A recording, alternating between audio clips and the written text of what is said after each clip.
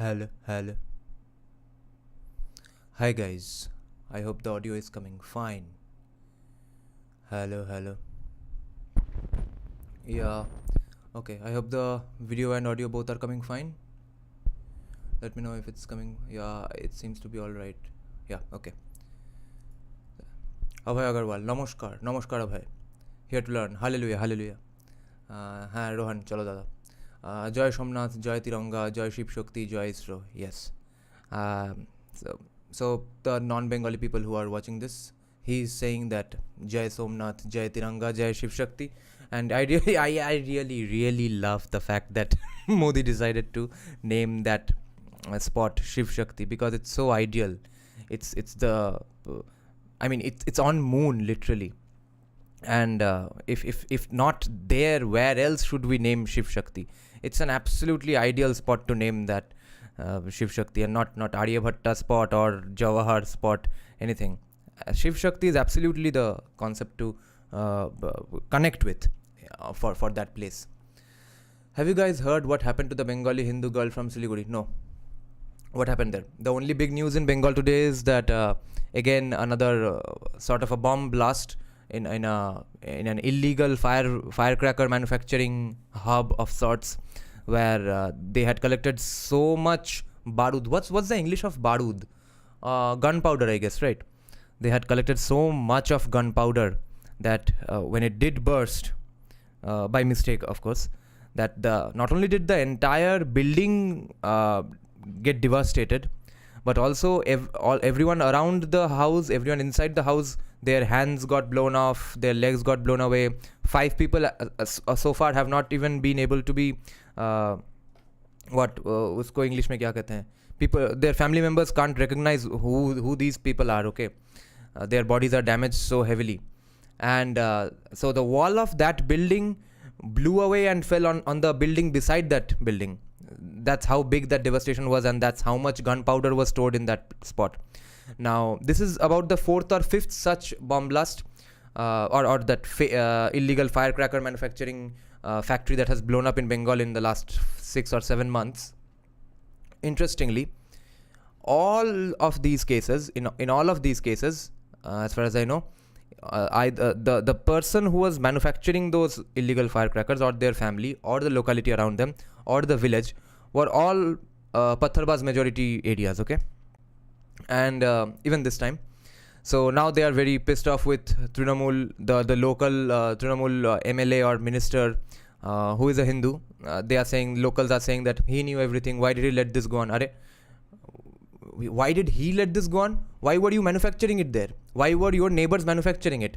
Why did you let your neighbors manufacture it? Why didn't you tell them that no, please become a data scientist? Why manufacture illegal firecrackers? What's the minister got to do with this? He was getting a cut money. I don't see how the minister is supposed to be blamed here. And the minister was one step further in stupidity. He said that, you see, ISF, the Muslim party of West Bengal, they have been doing this. It's not really our fault. So I don't see how anyone other than the person who was collecting the gunpowder in that building is to be blamed. But anyway, the most important thing to remember is that now they were making illegal firecrackers because of Durga Puja, Kali Puja that will come up, and Hindus will buy their firecrackers from these people. But these same gunpowder, sacks of gunpowder, boxes of gunpowder will be used for other stuff also. You all probably understand, right? Now, one interesting thing I found out today, it's sort of a news from 1988 which I shared in my community tab. It's a pretty interesting story that at one point, allegedly CPIM Jyoti Basu himself sent police or allowed things to happen, which is Vishwa Hindu Parishad and local Hindus of Murshidabad, Baharampur area. They apparently beat up and even killed some Muslims of Katra. About 35,000 Muslims had gathered in that spot because they were demanding for Murshidabad, Baharampur to be merged with Bangladesh, and it was being pursued by a party called West Bengal Muslim League, whom I have absolutely never heard of in my life. So I don't know where these people are. That party obviously became irrelevant, but where did the people of those that party go? They obviously joined Congress back then, and maybe now they are in Trinamool, and maybe some of them are now disgruntled and have gone back and created ISF. So it's important to remember that there was something called West Bengal Muslim League, which I had never heard of. Okay, let me check some comments. Libu's burning. Were they manufacturing fireworks or weapons secretly? The story so far is that it was a innocent illegal firecracker manufacturing society. You see, they were poor people, and when the government is so fascist and oppressive and doesn't take care of poor people, you see, no one is really Marxist enough in the world. So they had to take this path to earn a decent livelihood. That's why they were making illegal fireworks. Dada, I think 2024 will be won by Trump. His popularity after mugshot has skyrocketed. Yeah, many Republicans are suggesting Vivek for VP.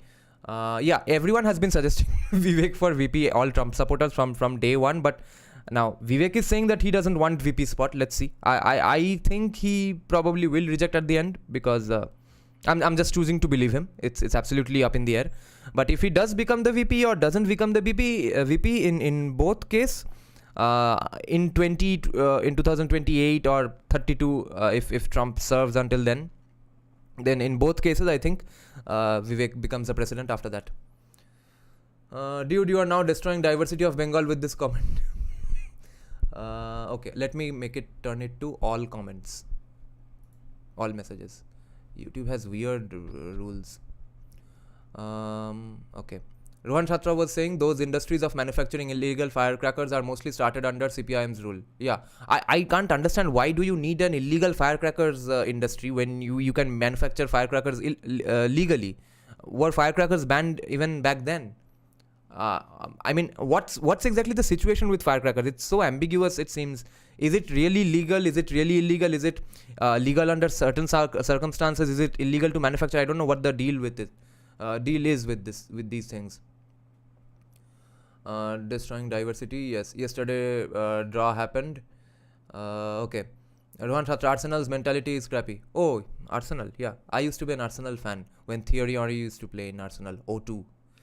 Okay, West Bengal Muslim League. Yes, Dada book video.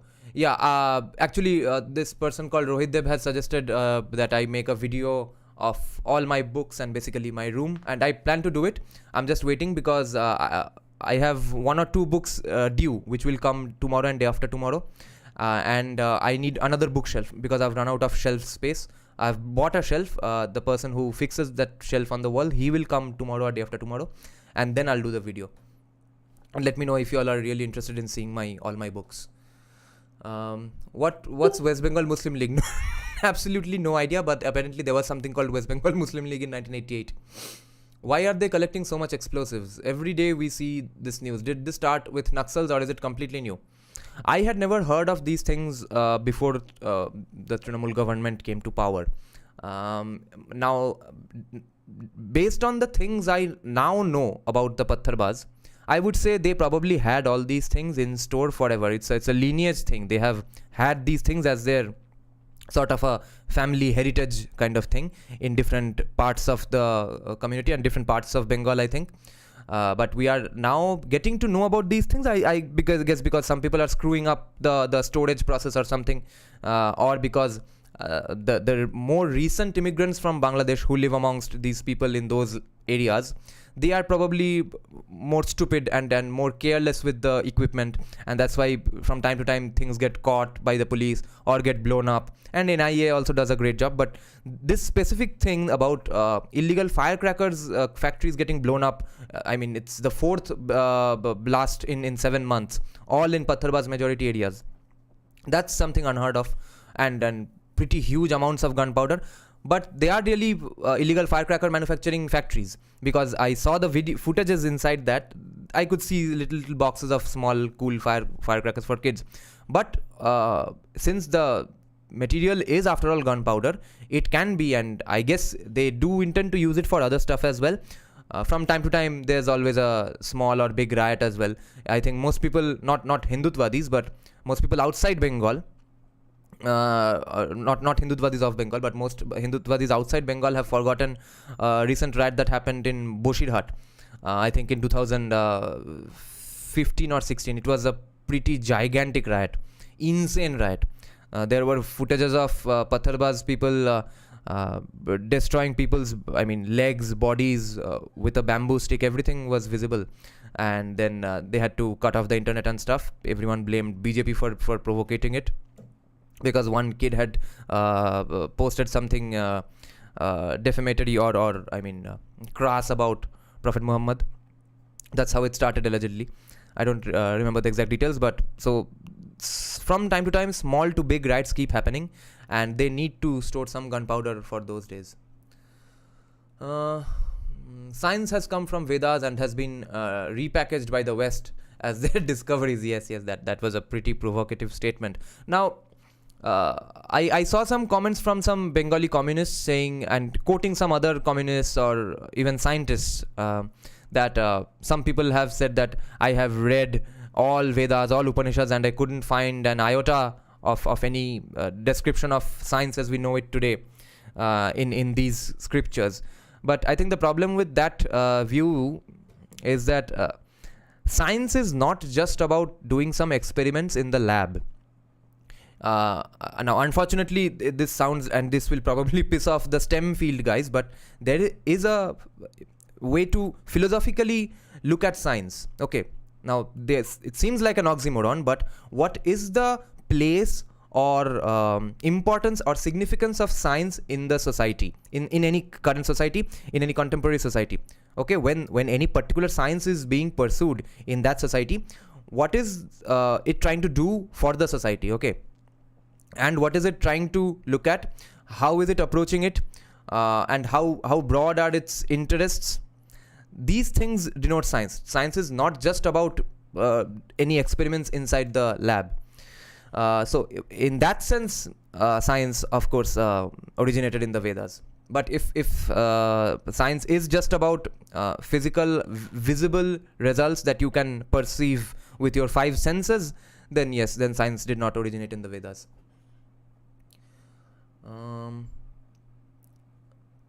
Let me check some comments. Science has come from Vedas. Dada, what about neo-paganism? What about it? How does Albania maintain secularism with 50 plus Pathrabas population? I don't know actually. You're right, it is started by Naxals. They used to throw bombs. Yes, but that was in the late 60s. How did they keep it until 2023? How is any party allowed to keep Muslim League in their names after partition even today? I don't think West Bengal Muslim League exists today. It used to in 1988. Because they call themselves Europeans. They are white Muslims. They are not Arabs or Turko-Uzbek descendants. They are mostly Slavic Muslims. I see. That was North Bengal riots, isn't it? It was simply one-sided massacre by jihadis. The one I was talking about was in Boshirhat, Taki, Bangladesh West Bengal border. It's in South Bengal only. Here to learn, Kerala has a Muslim League too with good number of seats. Yes, and Rahul Gandhi said that no connection. That's a secular party. Indian Union Muslim League, yeah. Regarding the comment with Sirajuddollah, what was its source? That's why commies are assistant professors in JNU and JU while Somnath works for ISRO. Science is observation, technology is application. Yeah, live stream finally. Yes, I was gone. The Puja ka time, Durga Puja time, everyone, all musicians have the busiest time. All Bengali musicians have their busiest times. I'm currently in the middle of arranging a lot of things. Jadunat Sarkar's History of Bengal Volume 2. Okay, science is scientific method. We had Praman theory. Yes, and different kinds of Praman as well. Now, Pratyaksha Praman is probably the one that you could closely associate with science as we understand today. That how do you Pratyaksha something with your five senses? Now, there is also Anumana Pramana, which is drawing inference, and also Manas Pratyaksha, which you can perceive with your mind. Now, those things are not considered to be science today. So there you have a problem about whether it's really science or not. ISRO is, but what you here to learn is pointing out that science is scientific method. We had Praman theory. Now, if it's about the method, how we are pursuing it and for what reasons, to answer what questions, in that sense, philosophically speaking, science did originate in the Vedas. Dada, Abhijit Chavra said Vedas are philosophic books. He says books like Surya Siddhanta are actually scientific. What's your view? I'll have to read Surya Siddhanta for that.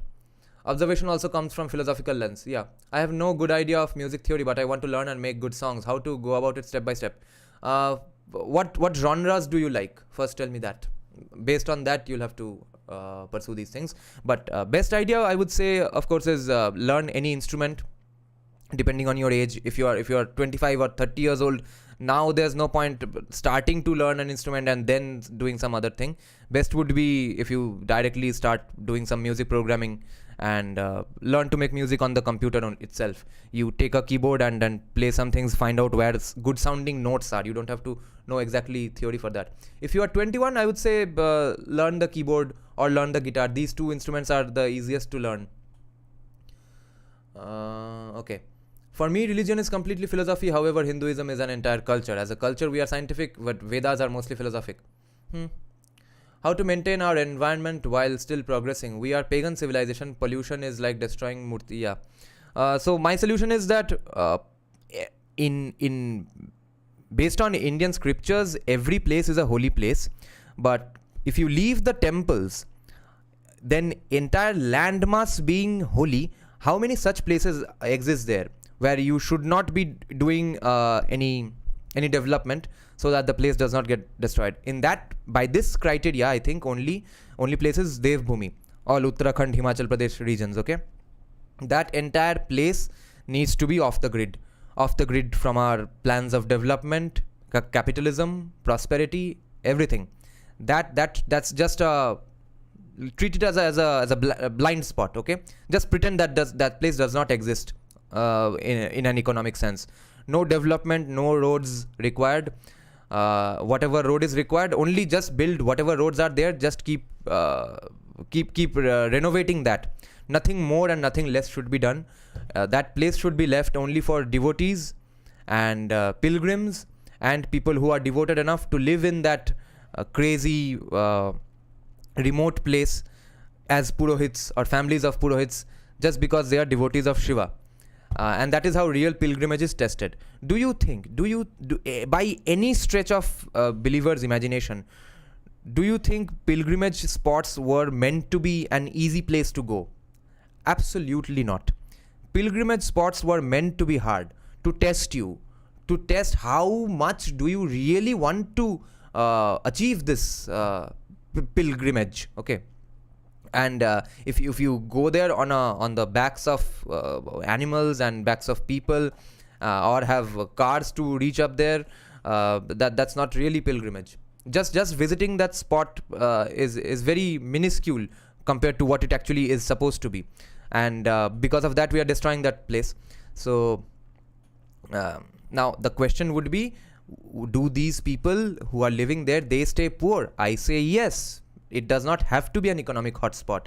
It's okay if they stay poor, and if they say that no, we don't want to stay poor, we want economic prosperity just like the rest of the country, then they have to come to live in the rest of the country, not in that place, not in the place where Lord Shiva is supposed to live. There's a believer's argument to make and the non-believer's argument to make. Believer's argument is that Lord Shiva is Giripriya, his weapon is the mountain, he lives in the mountain, he is the lord of the mountains.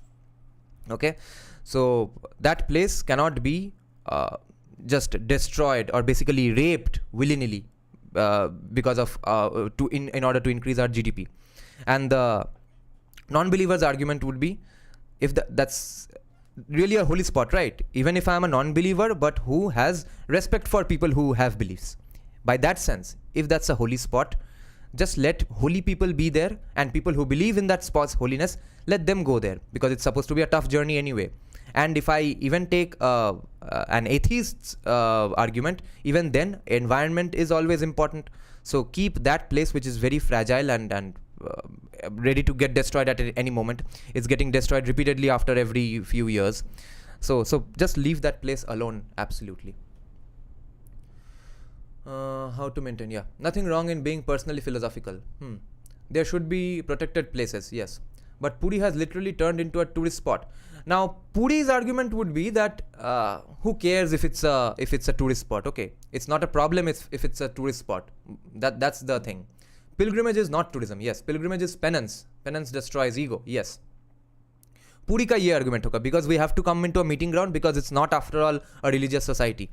So it's not really a problem if Puri becomes overpopulated with tourists, but it's a huge problem if that place becomes overpopulated with tourists, and it's getting destroyed. Half the mountains are disappearing. There won't be any place to call Shiva's abode. Treat them as ecological centers. Yeah. Dada, do you know about Gotra system? I know, as in I know that there were about today I think there are 33 Gotras, which are lineages of specific rishis or people who believed in that rishi's school of thought. Like I am from the Alambayan Gotra. Okay. Have you read the Bhagavad Gita by Bibek Debroy? I saw the text in bookstore and it's beautiful, though I bought Patanjali Yoga Sutra by Swami Vivekananda. I see. Okay, Harshavi, no, I have not read that Bhagavad Gita, and I don't intend to, because I will read the entire Mahabharata, 10-volume Mahabharata written by, translated by Bibek Debroy. In that, I'll read the Gita. How to extend this environmentalism to rivers as well? Rivers, I think, is a much more complex issue. There, whatever stuff is being done by government, these are the baby steps. There's no significant solid answer that can be like what answer I'm giving about Devbhumi. At least on theory, it's applicable today. From today, you can approach this. In terms of rivers, what the government is doing, those beautification projects and cleaning up projects, those are the best things that can be done, in my opinion. If Devbhumi stays poor, then people will start converting there like in tribal areas. They've done this in Northeast already. No, I don't think that is the case, because otherwise they would have done it already, because Devbhumi has stayed forever poor and pretty inaccessible. Whatever access it was, that was because of at least till, let's say, Shimla, Kulu Manali, but not Kedarnath, all the places named after Naths. Okay. So if poverty, if people have to be Christian because of money, if your culture or your community is filled with people who are staying Hindu just because of prosperity, then you have a bigger problem, and it's great if you smoke these people out, because like our ancestors remained Hindu when it was the financially more lucrative option to choose, and they remained Hindus when they were being threatened with their lives. Even then they stayed Hindu. But now if we have Hindus, and let's say even rishis or purohits or devout Hindus of Himachal who would become Christians for money, then that problem is on them. We can't keep destroying that place just because we want to keep them Hindu in name. It's a long game, right? Making someone Christian and then turning them against the country in some ways. For that, reservation has to go away, first of all. Not anti-conversion bill. I don't want anti-conversion bills to come up. But all the benefits that they get by being a lower caste and at the same time Christian, those sorts of stupid ambiguities have to go away. But so band-aid after band-aid cannot be a solution anyway.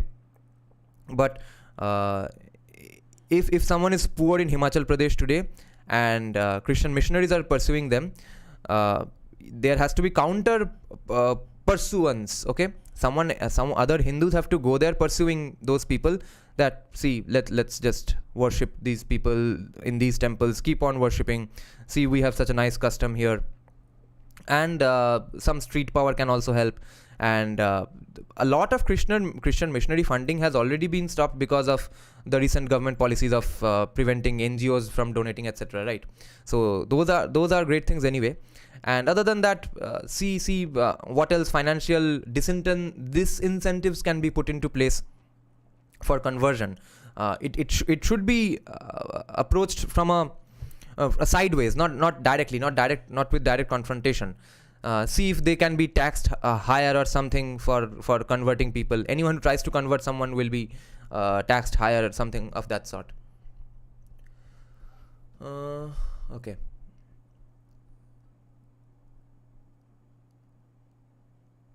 Lots of comments. Yeah, let me just check some comments.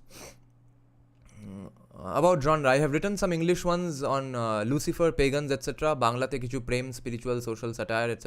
কবিতা লিখেছি, কিন্তু গান ওখান থেকে বানাতে চাই. Yes, but what kinds of music? Rock or pop or just any random modern sounding beats, whatever. But anyway, regardless of genre, best would be if you learn any one particular instrument, preferably guitar or synthesizer, and then start music programming as soon as possible, because otherwise you'll have to depend on some other band members and then hire a studio to get your songs recorded.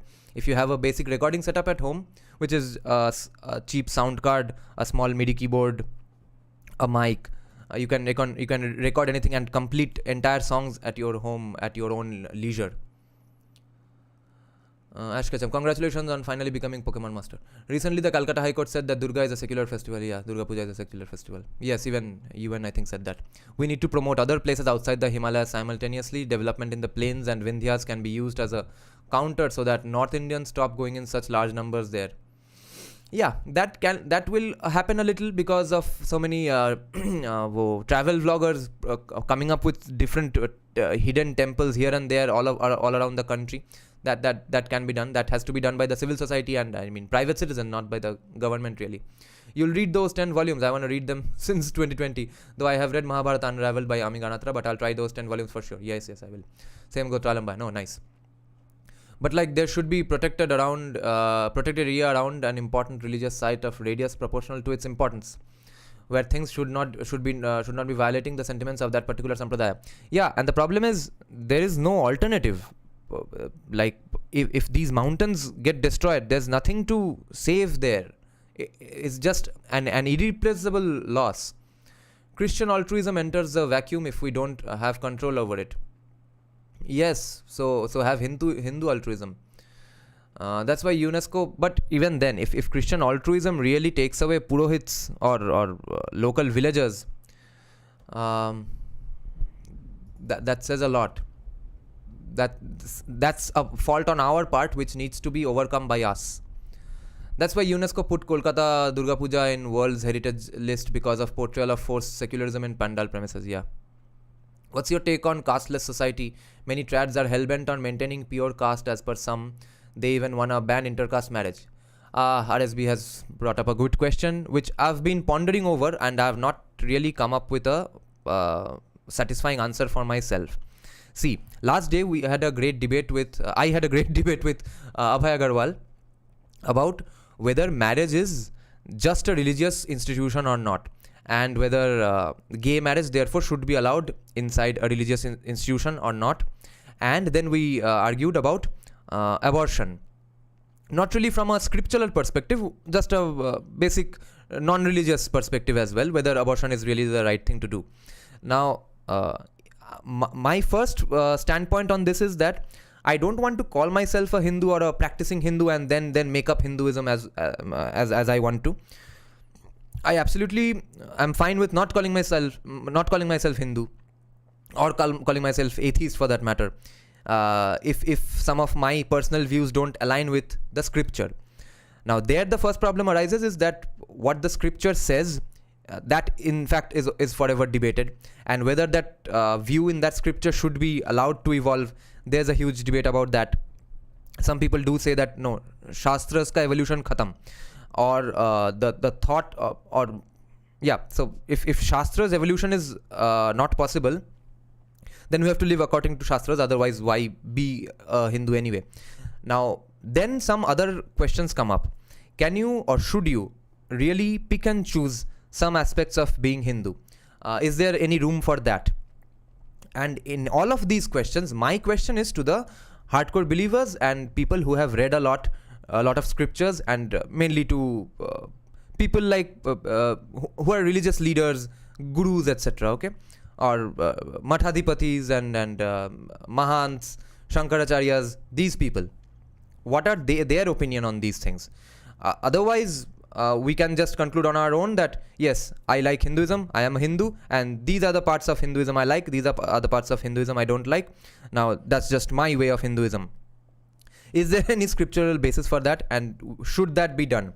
Because my opinion is that some things should be off limits, some things should be absolutely sacrosanct, sacred, so that see, when you don't believe in God, or you don't believe in any religion, you make up your own religion, or you believe in every random thing, or you believe yourself to be the God in a way, or that vacuum in your heart gets filled with other random bullshit. Now, But if you do have something called religion specifically, and a god in your mind, whose faith system, whose customs you consider sacrosanct, and everything falls underneath that, then it's a much more simpler way to go on. In that sense, I think Hinduism is, Sanatan Dharma is basically 180 degrees opposite of Abrahamic faiths. Abrahamic faiths are always selling you the idea of equality, that you are in darkness, I am bringing you the light, please join me in light, join me in light. And it's, see, if you just come here, there's so much light all around, there's so much equality all around. It's all open for everyone. So either he's doing that, he's saying that to you out of actual sympathy, or yeah, it's not empathy, it's sympathy really. And maybe some people do feel that sympathy, that wow, you are so away from Jesus and you really have no way of salvation. Kya hoga bichara tumhara? Aao na Roshni ke paas. So that some people might really have that view, and other people might have that view that no, I won't let you worship any false god, and therefore join me in the light. Now, on the opposite side, Hinduism is saying that I am not inviting any random people in my fold. I have this absolutely beautiful, sacrosanct, sacred thing on a pedestal. तुमको आना है तो आओ, नहीं तो जाओ. मुझे कुछ नहीं है. ना मेरा कुछ जाएगा, ना मेरे भगवान का कुछ जाएगा. And if you come, if you do want to pursue this thing, follow all the customs and rituals and try to achieve this thing. This is not a random khairat and ravery that I'm going to distribute on top of you from helicopters. This is a thing you'll have to fucking achieve or get the fuck out. That's the attitude of Hinduism that I really like, actually. Now, if that alienates people, so be it. But other than that, I would say that why that's fine if it alienates people. Because otherwise, what are you trying to even conserve? Why pursue these things called Hindu unity or a Hindu Rashtra anyway? Because we are trying to conserve that thing called something insanely sacred on a pedestal. Because you have to remember, what is the first and foremost reason why we can't bring ourselves down to the levels of Pattharbazas? Like some people say that, some people like Yogi Adityanath because they think Yogi Adityanath is like a dictator. Arey bhai, he's not a dictator. He's doing what he's supposed to do. He's following the law as much as possible to curb crime. No law in our constitution says that let disorder and violence on the streets go on. And if you pursue to stop that, you are a bad CM. No, that's not how our constitution is written. Our constitution is really enough to give anyone a great life. It's just that our laws are applied selectively. So people who like or worship Yogi Adityanath because they think he's a dictator are really getting some things wrong. Now, here I might again come across as that moderates of this era, and who really are weakening Hindu voices. But here's my argument. We have something to lose. The Pattharbaz has nothing to lose. His ideology, his customs, his diet, his name, everything is an outsider in our lands, okay? At best, they are a guest whom we have allowed forever. Okay, तुम आए थे guest बन के, अब भाड़े पे रह रहे हो, ठीक है रह जाओ, क्या है, हम एक साथ रह लेंगे. But if that guest tries to burn your house down, you can't fight him in such a way that you too contribute to burning your house down. Because after all, it's your, absolutely your own house. You have everything to lose here. They don't have anything to lose, first of all. And also, they are insanely actually stupid. They won't understand that they are burning their houses down. Can you not see from Pakistan and Bangladesh? These dumb fucks have actually burned their houses down. Bangladesh did burn their houses down and now they are kind of reconstructing, but they'll never be India, okay?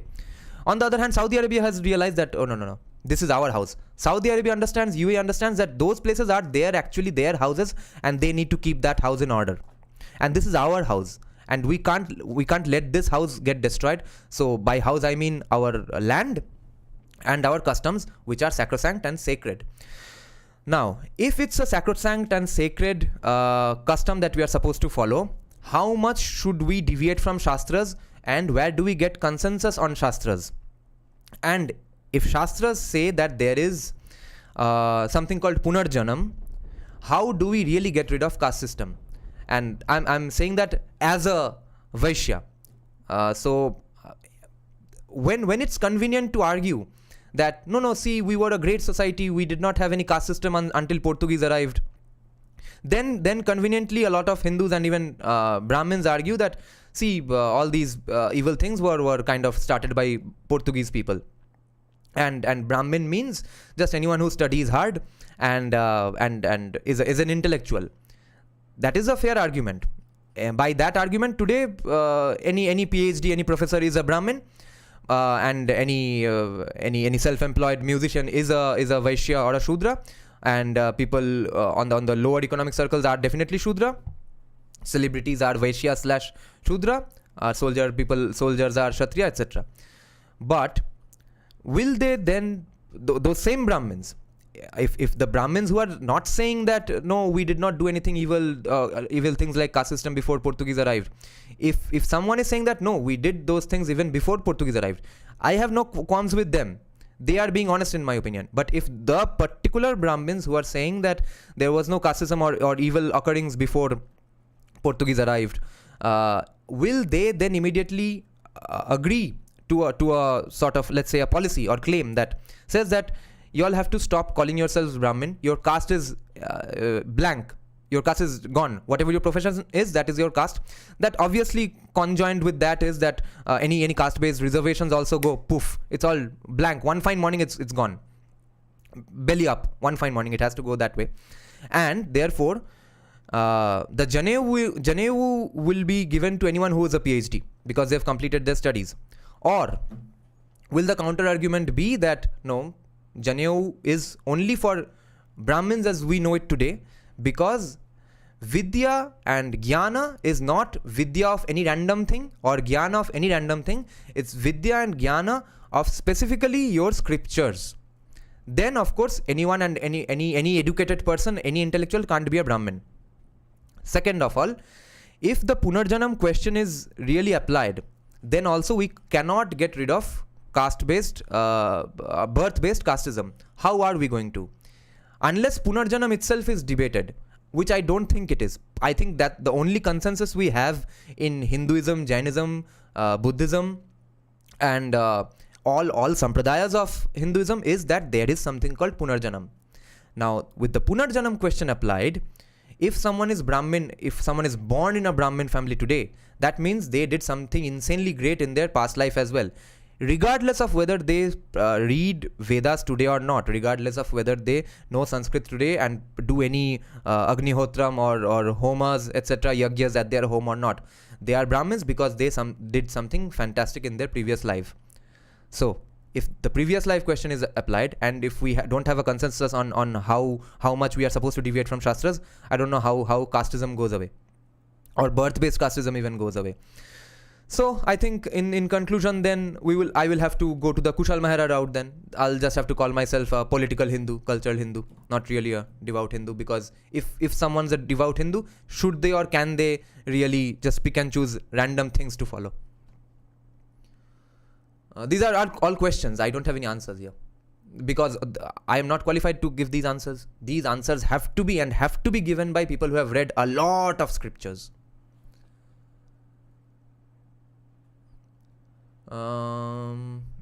Okay, RSB's प्रश्न हो गया.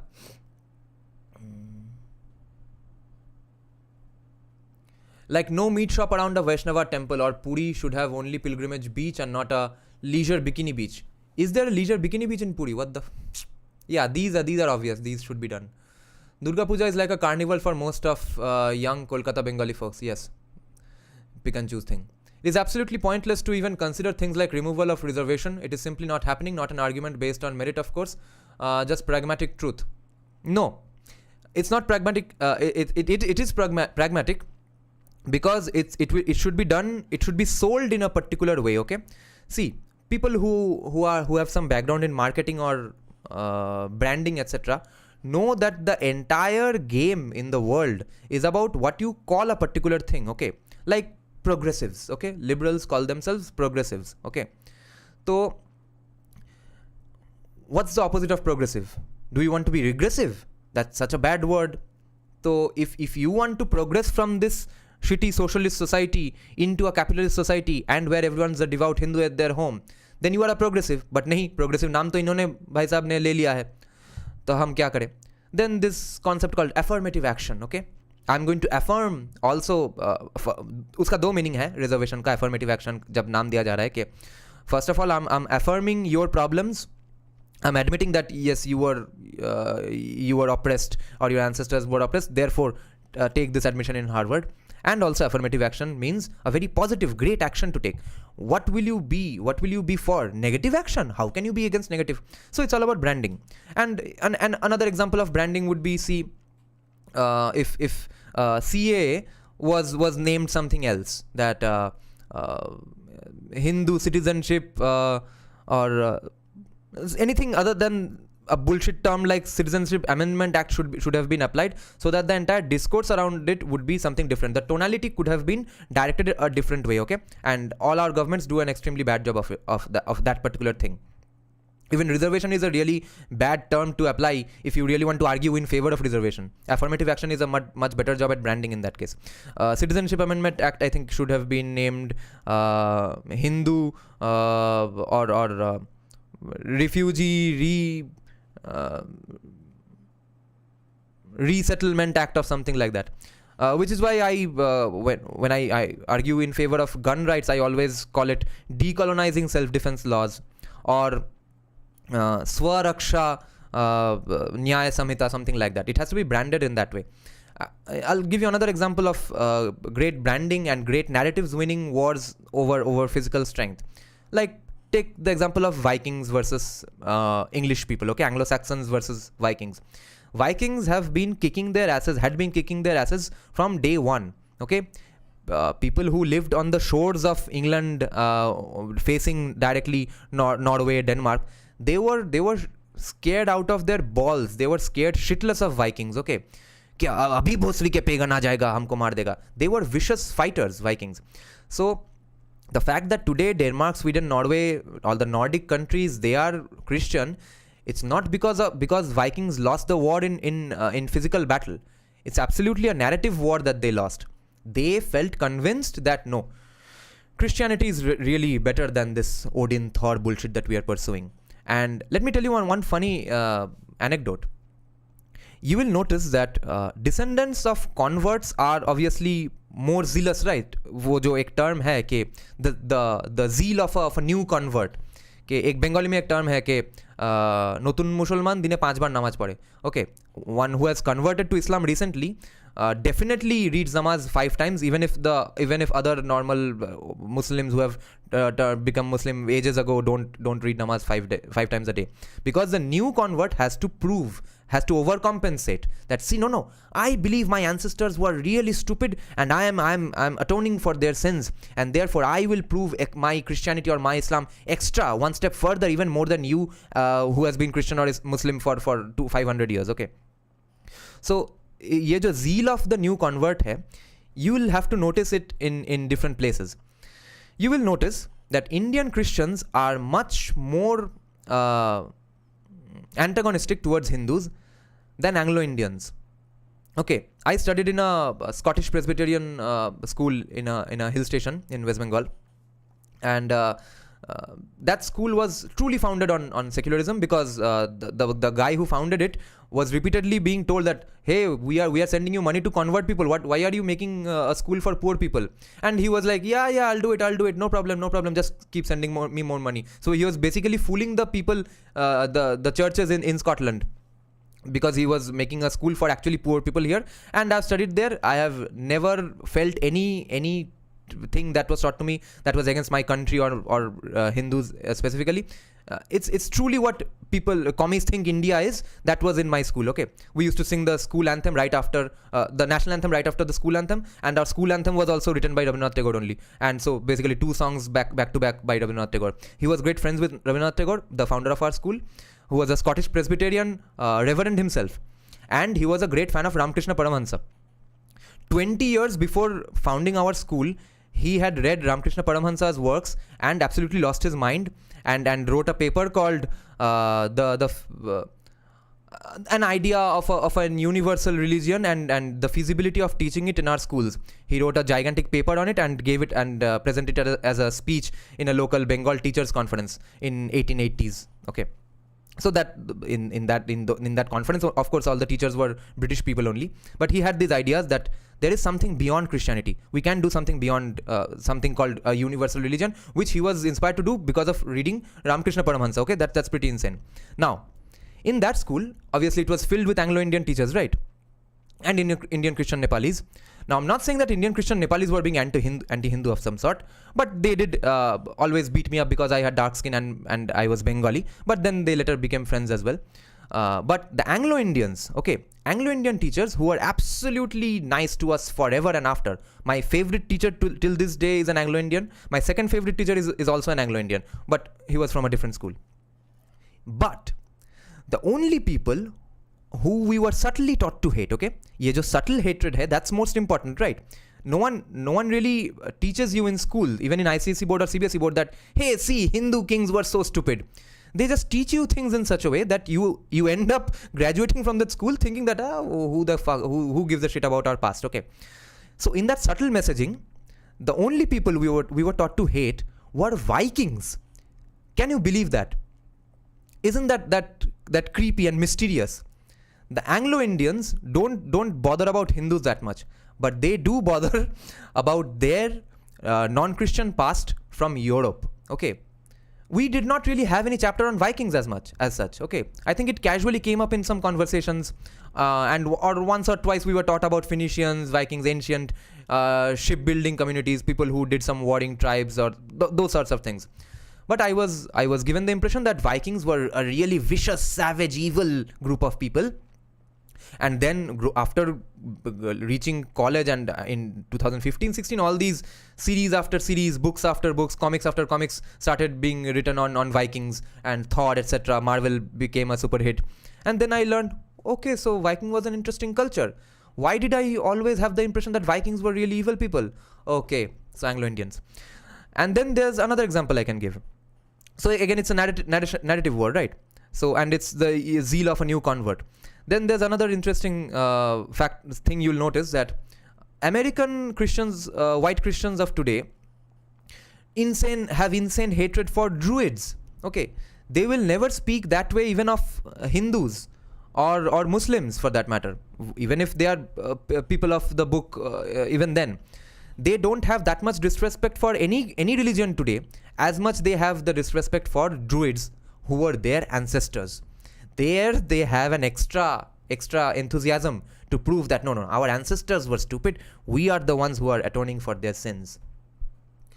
So, okay, that was a huge digression.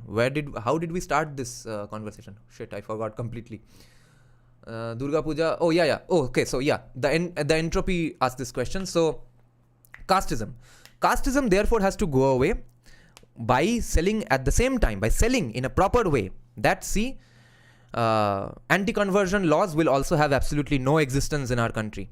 If you really want to convert, but you are not getting any financial or economic benefit out of it. Look, Durga Puja culturally is irredeemable. Its secularization is very deep. Yeah, I agree. If BJP comes to power, they should rather focus on reviving Kali Puja and through that Shastra Puja. I would prefer Shaiva cultures get revived. Some government welfare schemes can work for people living in Himachal Pradesh or UK, Uttarakhand, I guess, right? This will reduce the incentives to convert. Yeah, we can think about that in some ways. Hello Dada, how are you doing? Jai Bangla, Jai Bangla. Bharatnatyam, yoga, Dhyan Durga Puja, only caste, cow, curry and sati is Hindu. With Jai Bangla TMC or Bangla Pakko. Jai Shri Ram, this is what Bangla requires. I hope they don't dare to secularize Kali Puja. It's fine, but Kali Puja is much more rooted in Bengal. It was essentially Shastra Puja or Shastra Puja. Which pronunciation are you intending? Of Bengal, even Bengali Hindu nationalists used to do Kali Puja more than Durga Puja. Yeah, the thing about that is we have repeatedly lost our culture and we have come up with new things to gather around, right? So today it's Jai Shri Ram. During 1920s, it was our Shaktism and Shakti Puja phenomenons. Kali Puja, Ma Bhavani, Durga Puja, these were used as a political talking point as well. See that we are worshippers of Kali and Ma Durga. How can we take these British people lying or lightly? We will have to fight back against them. And parallelly, Bal Gangadhar Tilak therefore was reviving Ganapati festivals and Chhatrapati Shivaji Maharaj's festivals there. But we what we actually lost has never been revived. That is our Shaivite culture. And it has gone on repeatedly in many places. The only reason today South India is thought of as the Shaivite hotspot is because the Pattharbaz did not reach there. Otherwise, Kashmir is a Shaivite hotspot. Bengal, Mahasthangarh in Bangladesh, all these places are absolute gigantic Shaivite hotspots, hubs, so to speak, and also South India. So I wish we could revive that as well. They don't do secularize Kali Puja, nationalist Durga Puja, yes. Joy Bangla is not a trademark of any organization, yes. Jai Shri Ram is Jai Shri Ram, not BJP, yeah, of course. But I adore Bangla Pakko and I have no idea why. Yes, this has to be done too. Ram can be used as a national link, yeah. Thing is that in light of Durgotsav, Kali Puja has been severely sidelined. It's less likely to happen. Can a parliamentary structure of Sampradaya be created to create new smritis for the new age? And it must be based on meritocracy and not democracy. Democracy means popularity contest. Theoretically, yes, it's a good idea. But I mean, I don't want to sound negative, but if there's no consensus from existing Dharma gurus, Shankaracharyas, Mathadipatis, Mahants, then there's no point. Kali Puja is very much popular in my district if you ever get a chance, I see. My definition for being Hindu is mutual respect, reciprocity, ahimsa, and the person has to identify as a Hindu. Yeah, then the question would be, where are you getting this idea from? Which scripture told you this? There's generational gap in discussing religion in between Mathadipatis, Pithadipatis and Seekers. Yes, we need to start old school open debates. Yes, in my opinion, if you recognize the ultimate purpose of any religion, you recognize that it doesn't stand antithetical to evolution of certain ideas. But I agree with the part that some things are sacrosanct. Yeah, if something is not sacrosanct, why even conserve it? Both Kali Puja and Durga Puja is Shakti Puja and both has its own place in the society, yeah. Param Dharma, Dharma Himsa Tathaivacha. Oh yeah, Ahimsa Param Dharma, Dharma Himsa Tathaivacha. Yeah, that's for Swadharma, okay, not Raj Dharma. No matter how hard one tries, Hinduism is like any other religion that comes with its own packaging. No, there are fundamental differences. This is why it said Krishna in brackets as he preached in Srimad Bhagavad Gita, Himsa for upholding dharma, not necessarily religion, is justified. Same can be said about atheists, but unfortunately whose mind tends to see each and everything in binary form won't be able to find nuances in Hinduism. Hinduism is today is just a response and countermeasure to Islam. Now there is an argument to that how do you fight fire? The phrase goes, the proverb goes that you have to fight fire with fire. But you do have to fight fire with water at times as well. But if someone is continuously out to get you, your best hope ideally on paper should be the state. And I think what Sri Aurobindo said, that for us Sanatan Dharma is nationalism, that is not only correct, but also if you see what the result of that thought should be, the extension of that is then the Indian state is really your best hope. This Indian landmass, this Indian nation state, all is going to give you the best launching pad, okay? This is the best you have ever had, according to me. This is basically officially coming together of all the local Hindu kings with minor disagreements and electing one Chakravarti Samrat sort of. That's the equivalent of the thing called India we have today. And that I think is therefore sacrosanct and the best hope Hindus have, and therefore any Hindu-specific laws, Hindu-specific things don't even need to be demanded. Anything that is for the good of the country will end up being good for Hindus. And I have a cynic and skeptical view of that, was skeptical and cynical reason to argue that as well, which is that I don't think Hindu unity as we envisage will actually never happen. Therefore, this Indian state is the main thing. And inside this thing called Indian state, with its constitution, etc., you just have to make some minor amendments to really live a perfectly fine life. Our main problem is that we don't apply our laws. कहाँ पे law पे बोला गया है कि कोई बार बार तुमको आके मारेगा, तुम्हारा मंदिर उड़ा देगा, नुपुर शर्मा को थ्रेट करेगा और तुमको चुपचाप बैठ के सुनना है? No one said that. Even see, what are the 3 core blasphemies in Hinduism? Dharmaninda, for which we have 295A, Gohatya, and Brahman Hatya. Now, with Brahman Hatya, 2 problems arise. Who really is a Brahman? If someone is Brahman because of their lineage and ancestry, and then the problem arises that half of them are doing Gohatya themselves. At least in Bengal, 99% of Brahmins are beef eaters. So, how are you going to pursue Gohatya and Brahman Hatya? Okay. Otherwise, you can pursue it as Brahman Hatya to mean if any professor is killed. Okay. So, if these 3 are the blasphemies, only one of it has a clear path that, okay, we are not supposed to kill cows. Even that is in the constitution. It's just not enforced. Bos indicus, that one specific species of cow is not supposed to be killed, murdered, eaten, chopped up. If even that can't be pursued, it's not the fault of the constitution. Which is why I think this Republic 2.0, Constitution 2.0, all these are band-aid ideas. There's enough great laws in Constitution that can give you a great life with minor adjustments. Waqf board has to go away. Hindu temples have to be freed. इसके लिए new constitution नहीं चाहिए.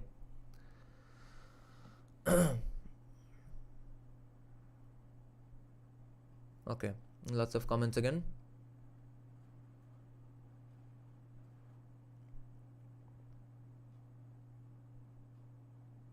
I am going to read all comments. Okay, just wait a bit.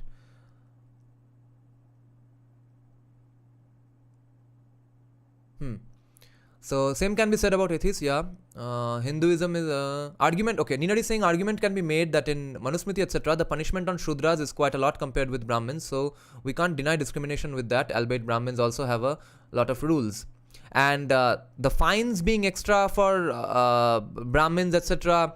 punishment being extra for Brahmins etc. There's another argument in favor of that as well, which is that whose job is more important and irreplaceable. Like for interest, at least for loan, Brahmins loans for Brahmins have the least amounts of interests because he takes a loan for small things which he gives back in a few days. Okay, some puja ka samagri etc.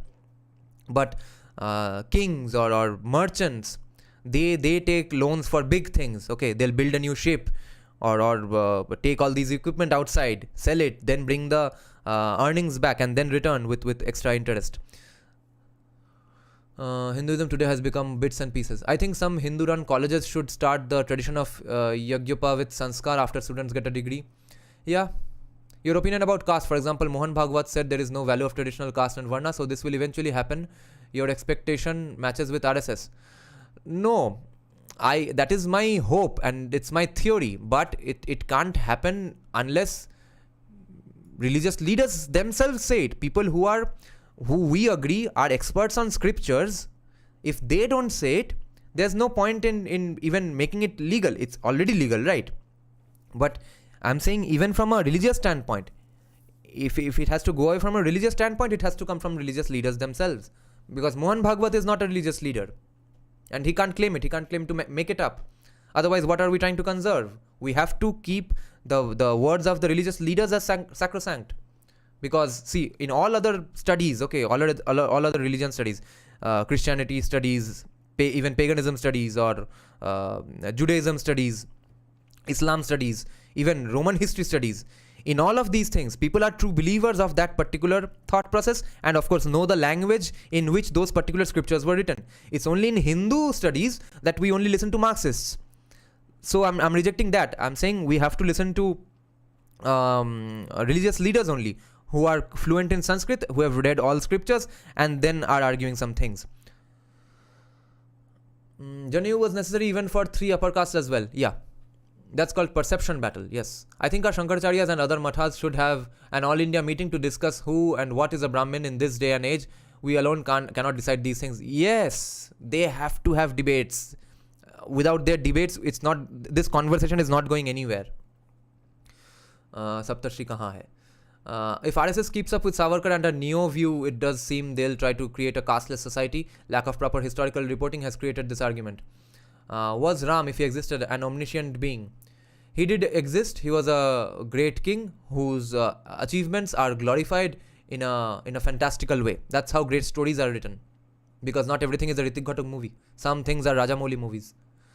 And which is more effective? We need to look at, because if you make every movie like a Hrithik Ghatak movie or an Anurag Kashyap movie, then those stories don't stick in your mind. We need to look at these institutions as more legitimate and take them more seriously for that. And they need to show spine for saying times have changed, discrimination on birth basis is wrong. I'm saying, even if they say that no, birth-based casteism will go on forever, which is what I think the Shankaracharya of Puri Jagannath temple says, right? I'm fine with that. Then I'll just say I'm not Hindu then. Fair enough. I'm an atheist. Okay. But let a consensus arrive in the first place, and from religious leaders, and after preferably debates among themselves, if at all there is a disagreement. I think they agree amongst each other that no, birth-based casteism is great. If there is really a debate that should happen, it should happen between them, and then a consensus can come out of them, and based on that I can take a decision. Here we are discussing with atheists, Marxists, liberals, people who have read 4 lines of Gita. That's the problem. Many people may not like this, but Hinduism will not go back to what it was 2000 years ago. It will have to adapt itself with time. Yes, that is correct. And the problem with this statement, as Trads will argue, is that it's a slippery slope, isn't it, Abhay? That then if you are saying this statement, that's the same thing said by a Marxist girl from JU who's marrying and putting sindoor on her husband. Okay. That's the same thing she will argue, that okay, this is the age of feminism, so we are evolving with time. अब तो पूजा पाठ भी English में होगा और सिंदूर हम लड़के के माथे पे दे देंगे. Harsh Madhusudan Gupta said that CA should have been named differently. Yes. Nope, he was a human avatar of Vishnu, omniscient. Still riots would have happened. Ram was more likely Purushottam, the peak a human can be in every sense. Yes. Naya Mulla zyada प्याज खाता है. Savitri Dev in her book A Warning to the Hindus beautifully connected European pagan and Hindus. Okay, Manika Ganguly, where did you find the book? On the internet? Send the link in my comment section. Okay, after the live stream ends, I'll pin it. Dr. AR, who is AR? Anand Ranganathan, once said that if Hinduism is truly a conservative religion, then it would have been the same it used to 2000 years ago. Now the problem is, the counter argument to this would be that the fact that we are not the same 2000 years ago, is it because of the invasions and our, the problems we faced, or is it because we actually wanted it to evolve? Lol, same saying Hindi, Naya, Allah, okay, yes. Anand Ranganathan, is Indian Christians are definitely more antagonistic? Yes. If Indian Christians are definitely more antagonistic, can you please name the founder of your school? Seems like a cool dude, even though I don't agree with the idea of a universal religion. Yeah. Even I don't agree with the idea of an universal religion, but it was fun that he was trying to do it. His name is Reverend John Anderson Graham. See, this is my school's symbolic thing. It was given to us on the celebration of its 100 years. It was founded in the year 1900. Damn, I thought Anglo-Indians were extinct species. No. It's not gigantic, but there's about 2%, 3% Anglo-Indians in West Bengal itself. And incidentally, the Rajya Sabha representative for Anglo-Indians who is elected to the Rajya Sabha based on selection, not really election, all the parties vote for him. That okay, you become the representative of Anglo-Indians in the Rajya Sabha. He was the headmaster of our school when I was studying in that school. Or was he the principal? No, he was the headmaster. Yeah. Then he became the headmaster in a Kolkata school, I think St. James as well, and now he's sort of an Anglo-Indian politician. Not really in street politics, but sort of an intellectual backup to Anglo-Indian politics. J. Sai Deepak turned Anand Ranganathan into a pseudo-Hindu. This is where we have to preserve this non-Abrahamic character of Hinduism. It must have the space to evolve with time. This is the eternal quality of Sanatan we need to preserve. This I agree 100% with Abhay, that can some things really evolve, but it has to come from Dharma Gurus, not from us. Otherwise we are saying that we really know more than them. तो चाहिए ही क्यों? तो राजर्षि नंदी क्यों सुने? तो किसी मंदिर में मठाधिपति क्यों हो? If we claim that we know more than them. Anand Ranganathan is a Darwinian atheist. His criticism is constructive. He's not a low IQ communist atheist too. Yes. In fact, the name Kolkata came from Kali Kshetra. I see. Kolikata. Kolikata. Koli Kshetra. I don't know. Kali Khetro theke Kolikata. It might be Koli Khetro. Why would... because the name originally was Kolikata, right? So why would Kali Khetro become Kolikata? It's too much of a gap in terms of how pronunciations get distorted. I think it at best it could have been Kali Khetro. Okay, in fact the name Kolkata. Do you think the situation of Bengali Hindus is somehow related to a distinct lack of celebration of masculinity as opposed to Hinduism in many other places? Yes, and I had a pet conspiracy theory about that, and which is absolutely scientifically baseless, which is that I think Bengalis eat so much fish, and fish causes a lot of estrogen to increase in your body. Therefore, Bengalis are less masculine, and that's absolutely bullshit because many fish-eating communities are more masculine. I mean, what Vikings were also a majorly fish-eating community. So my argument in that is absolutely bullshit. But I can't figure out what other reasons might be there. And one other reason might be that. The nature is so fertile and beautiful here, okay, compared to Central India and Western India, Northern India. जहाँ पे climate जितना कम harsh होगा वहाँ के लोग उतने ही physically mentally weak होंगे. Even the very reason that Vikings were absolutely physical beasts in compared to British people, Anglo-Saxon English people, was that the Vikings lived in much harsher climates. It's as obvious as the day. As obvious as sunlight, okay. And I think that's why Bengalis are a little weak, because they are a little more complacent, okay. What's the point of fighting? What's the point of physical strength? Let's see, we have a fertile land here, shosho shamula khet ache. So I think because of that. Now people will argue that no, we had great Shastra culture, we had Pratapaditya, etc. No. Yes, I'm saying that there are great kings, maybe not Pratapaditya, but at least Shashank, etc., Pals, but nothing compared to the rest of the country, right? And this, everything can't be blamed on CPIM, okay. So many Muslims were accepted in this land. So many, and then communism was accepted here. Feminism got accepted here. Now people are apparently practicing Hindus just because they shoot a reel on Ashtami, on Durga Puja, because of their feminism. How did these things happen? All these are not faults of CPIM. There was something inherently weak about the men of Bengal.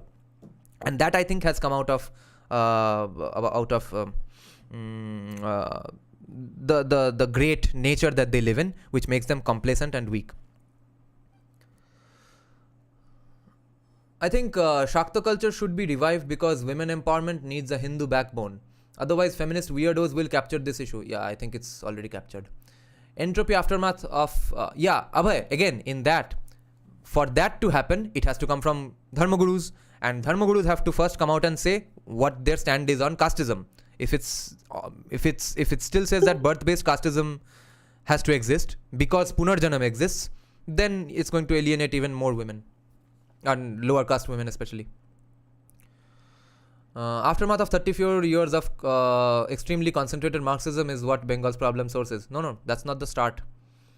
Too complicated for majority right-wingers to understand and implement, lol. I had a talk with my liberal friend. She was for using Krishna and Shiva to promote social messages, including LGBT. I said one has the locus standi to do such experiment only if he has Gyan or Bhakti. Yes. And wokes have none. Exactly. তাহলে কি right wing বুদ্ধি ইংলিশে তাহলে কি right wing বুদ্ধিজীবীরা কি দেশে ঘাস কাটবার জন্য আছে? This is the job of intellectual.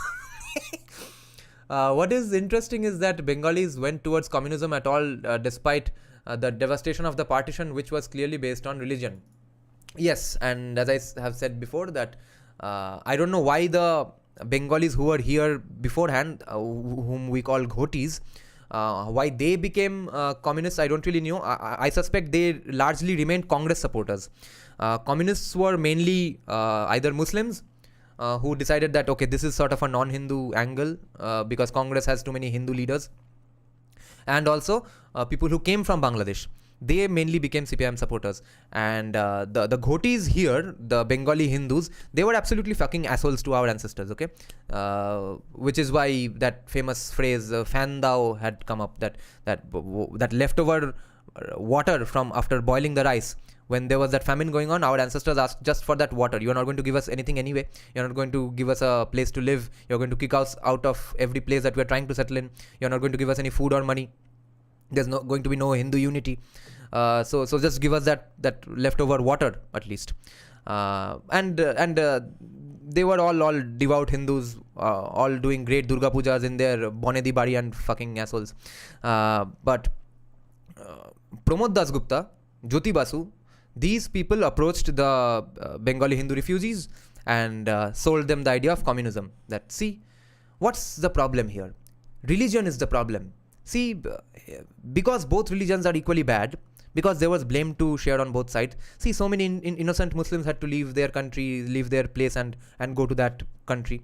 See, you had to leave your country because of religion. And now we are also helping you to settle. We are going to fight for you in front of Congress. We are going to fight for you in front of Nehru and get you settled here. So, Pramod Das Gupta and Jyoti Basu did what Bengali Hindus and Congress supporters should have done for our ancestors. And that's how they all converted to communism, basically. Okay.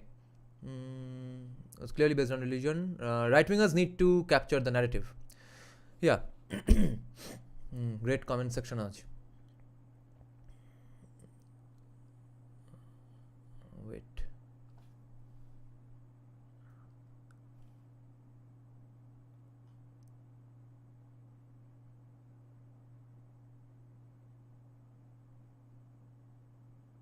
अरे ये scroll button का एक अजीब problem है YouTube का. If I scroll a little it completely scrolls to the top. Let me check some comments. घास cut भाई. Right wingers need to capture the narrative. Yeah. So Abhay Agarwal, RSB is saying right wing is a supremely divided house. You already have trad versus riotas. Some are ultras who are too impulsive to understand how politics works, unlike left, which is entirely orchestrated by elites. Yes, and that's what I'm saying. RSB has unknowingly, I guess, brought up this great point. It has to be driven by the elites, intellectual elites. Okay. That's why I'm saying our intellectual elites need to come up with a consensus, or at least, no matter what side of the argument they come up with, they have to say, this is what Hinduism is on these specific topics, here's where we stand, okay? And maybe we can vote on all the Mathadipatis, etc. And based on that, our next line of arguments can come up in case of defending Hinduism. If they say things with which we absolutely disagree, as former atheists, former commies, or even kind of modern Hindus who does a puja, attends a puja once in a while, then we will just say, okay, fine, you are Hindu, we are not Hindu, but we will fight for you, we will speak for you. Just like Kushal Mehra has understood Hinduism and says that, I'm an atheist, but I am in favor of any Hindu rights or any if any harm comes to Hindus, I'm going to stand against it. That's the position. That's the Kushal Mehra position is what we all will have to take if we do end up disagreeing with the intellectual elite of our society.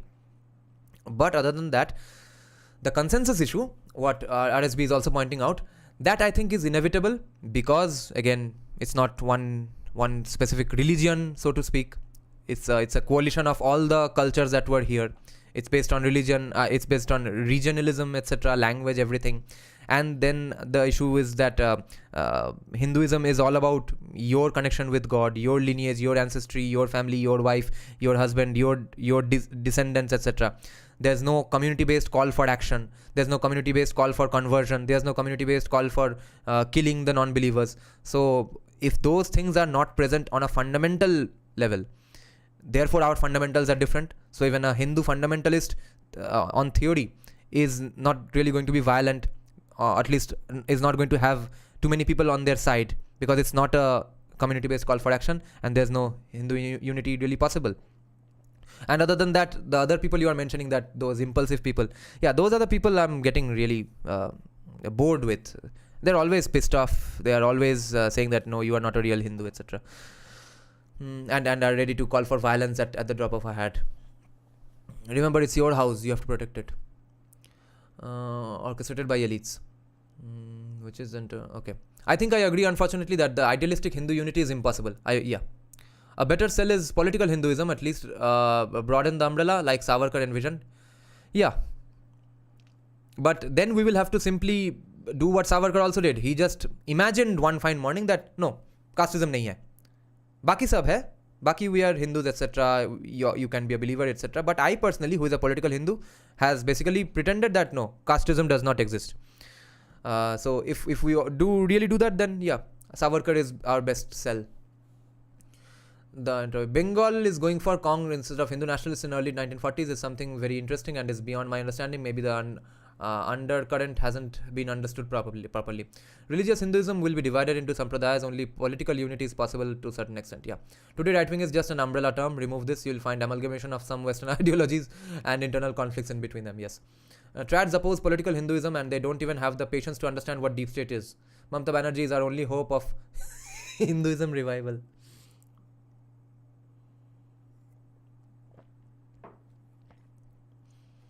Which Veda translation is most reliable? Arya Samaj. I read a Arya Samaj translation of Manusmriti. All trads started giving me gali. And some people said that yes, great, Arya Samaj translations are great. Oh, even when we were discussing that with my disagreement about marriage being religious or not, even in that, people on both sides of the argument who have read scriptures way more than me, even they disagreed among themselves. Some said that no, marriage is not just a religious institution, and I agree with gay rights and gay marriage. And some people said that what the fuck are you talking about? Marriage is absolutely a religious institution and there's no place for gay marriage. तो consensus कहीं से आना है, कुछ थोड़ा बहुत consensus हमको चाहिए भाई.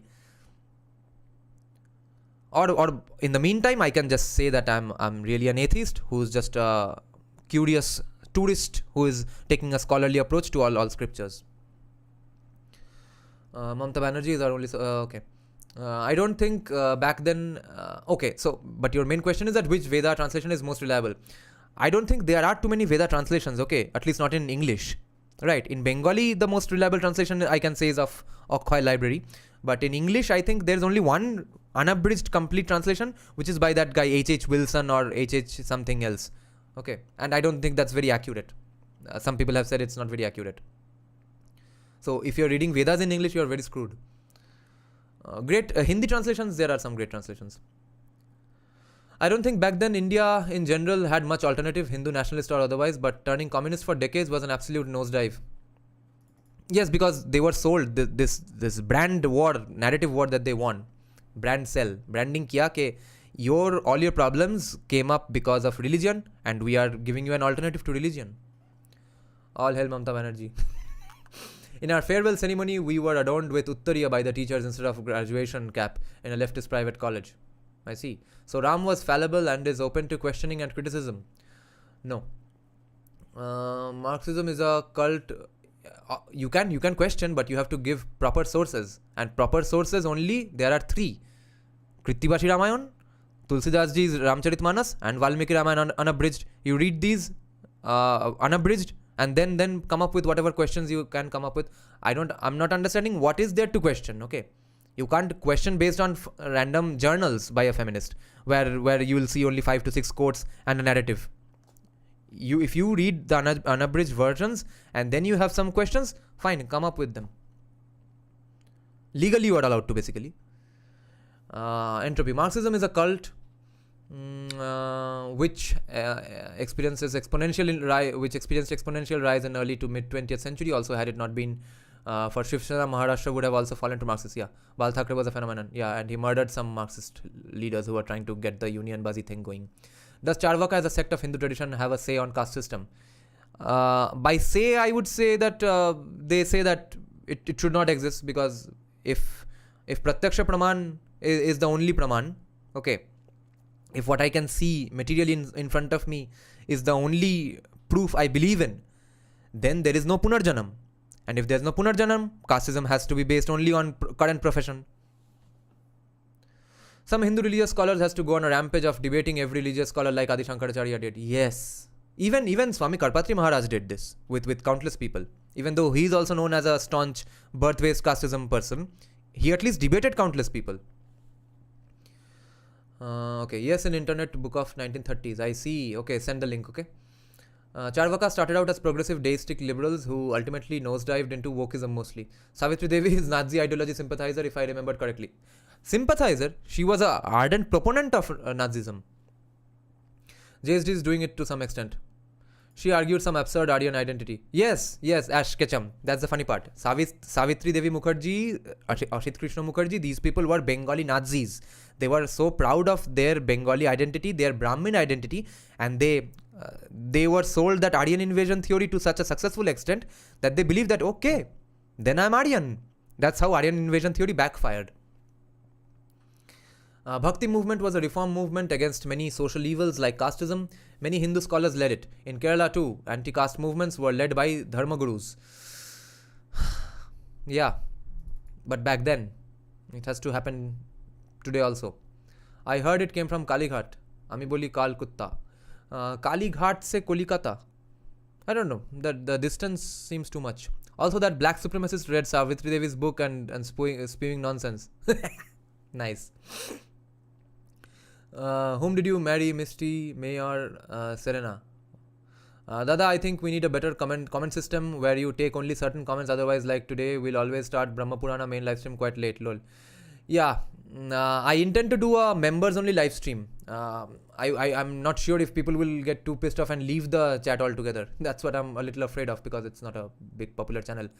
Or just super chats or or members only live chat. I'm planning to do that from time to time.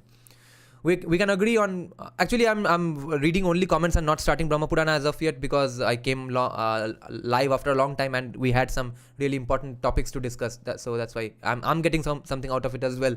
That's why we can agree on writing one keyword or some mark before the comment, which will say commenter want this comment to be read differentiating from other comments.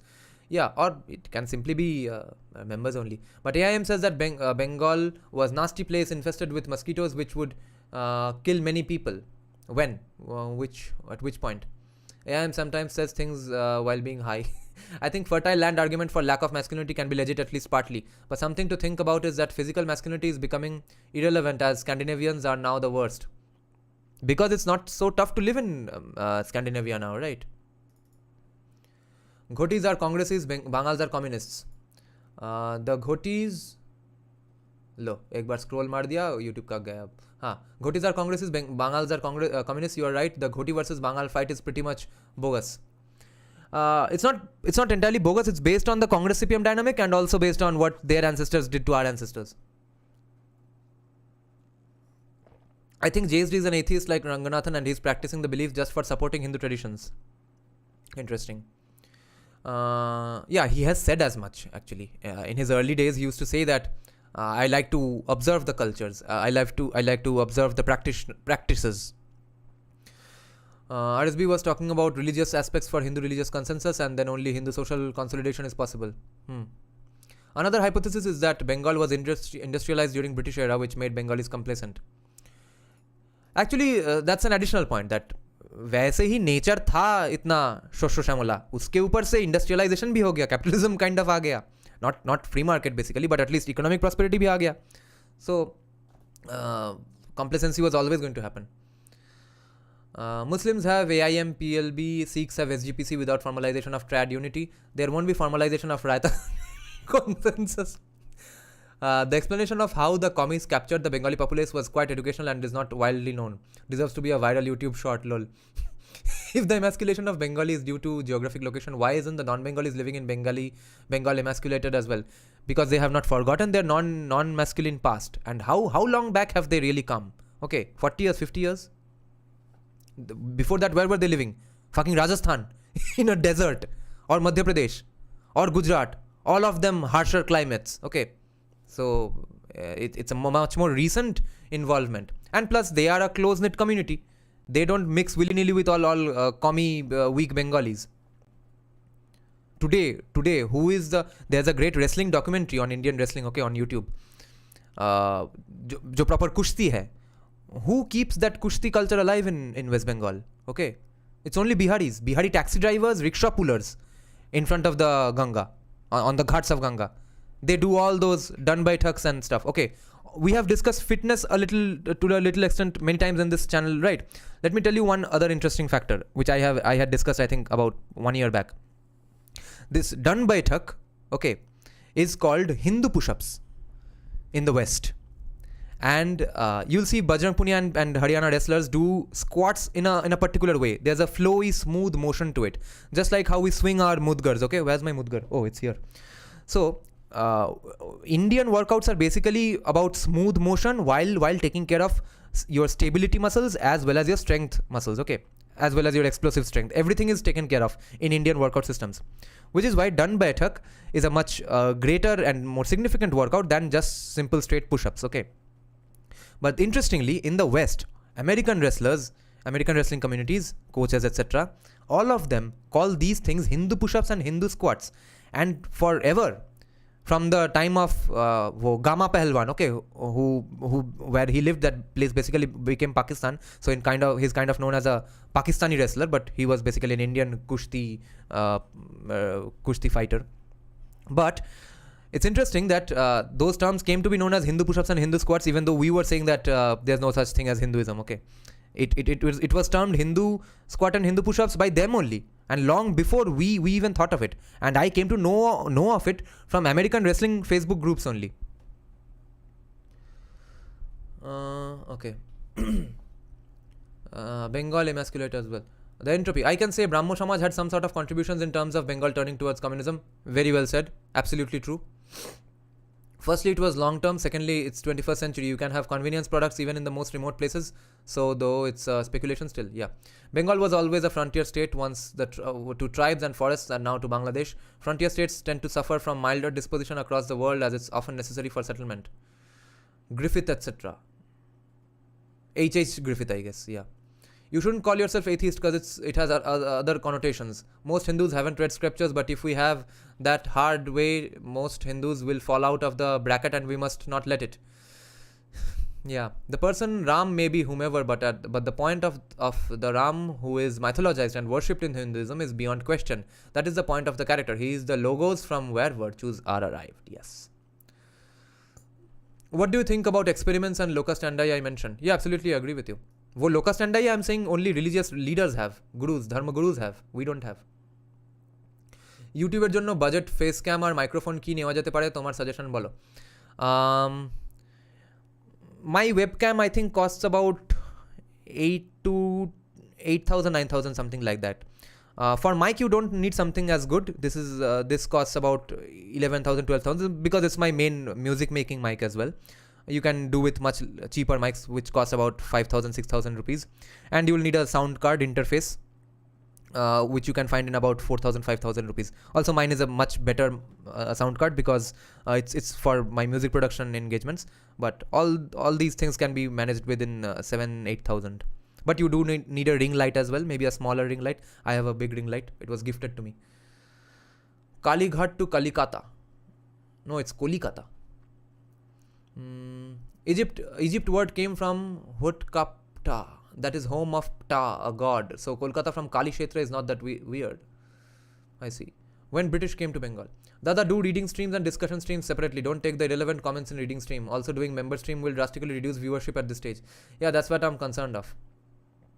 Arguments against Ram are Sita Parityag. I don't understand how that benefited anyone. And also, there wasn't Agni Pariksha per se, but whatever Ram said then to incite Sita is not understandable. Ami weak noi. How many push-ups can you do?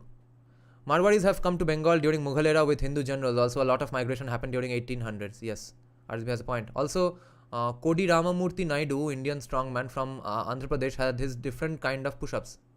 I see. Now that Bengal is shit, maybe we'll become more masculine. Kind of. Now you see Bengal is pretty comfortable with violence. Everyone from every political party is beating other people. Whoever he thinks is an enemy, the Bengali now does beat up and defend and fight physically. We just need to have a conversation about who really our enemy is. That's all. Now let's start Brahma Purana.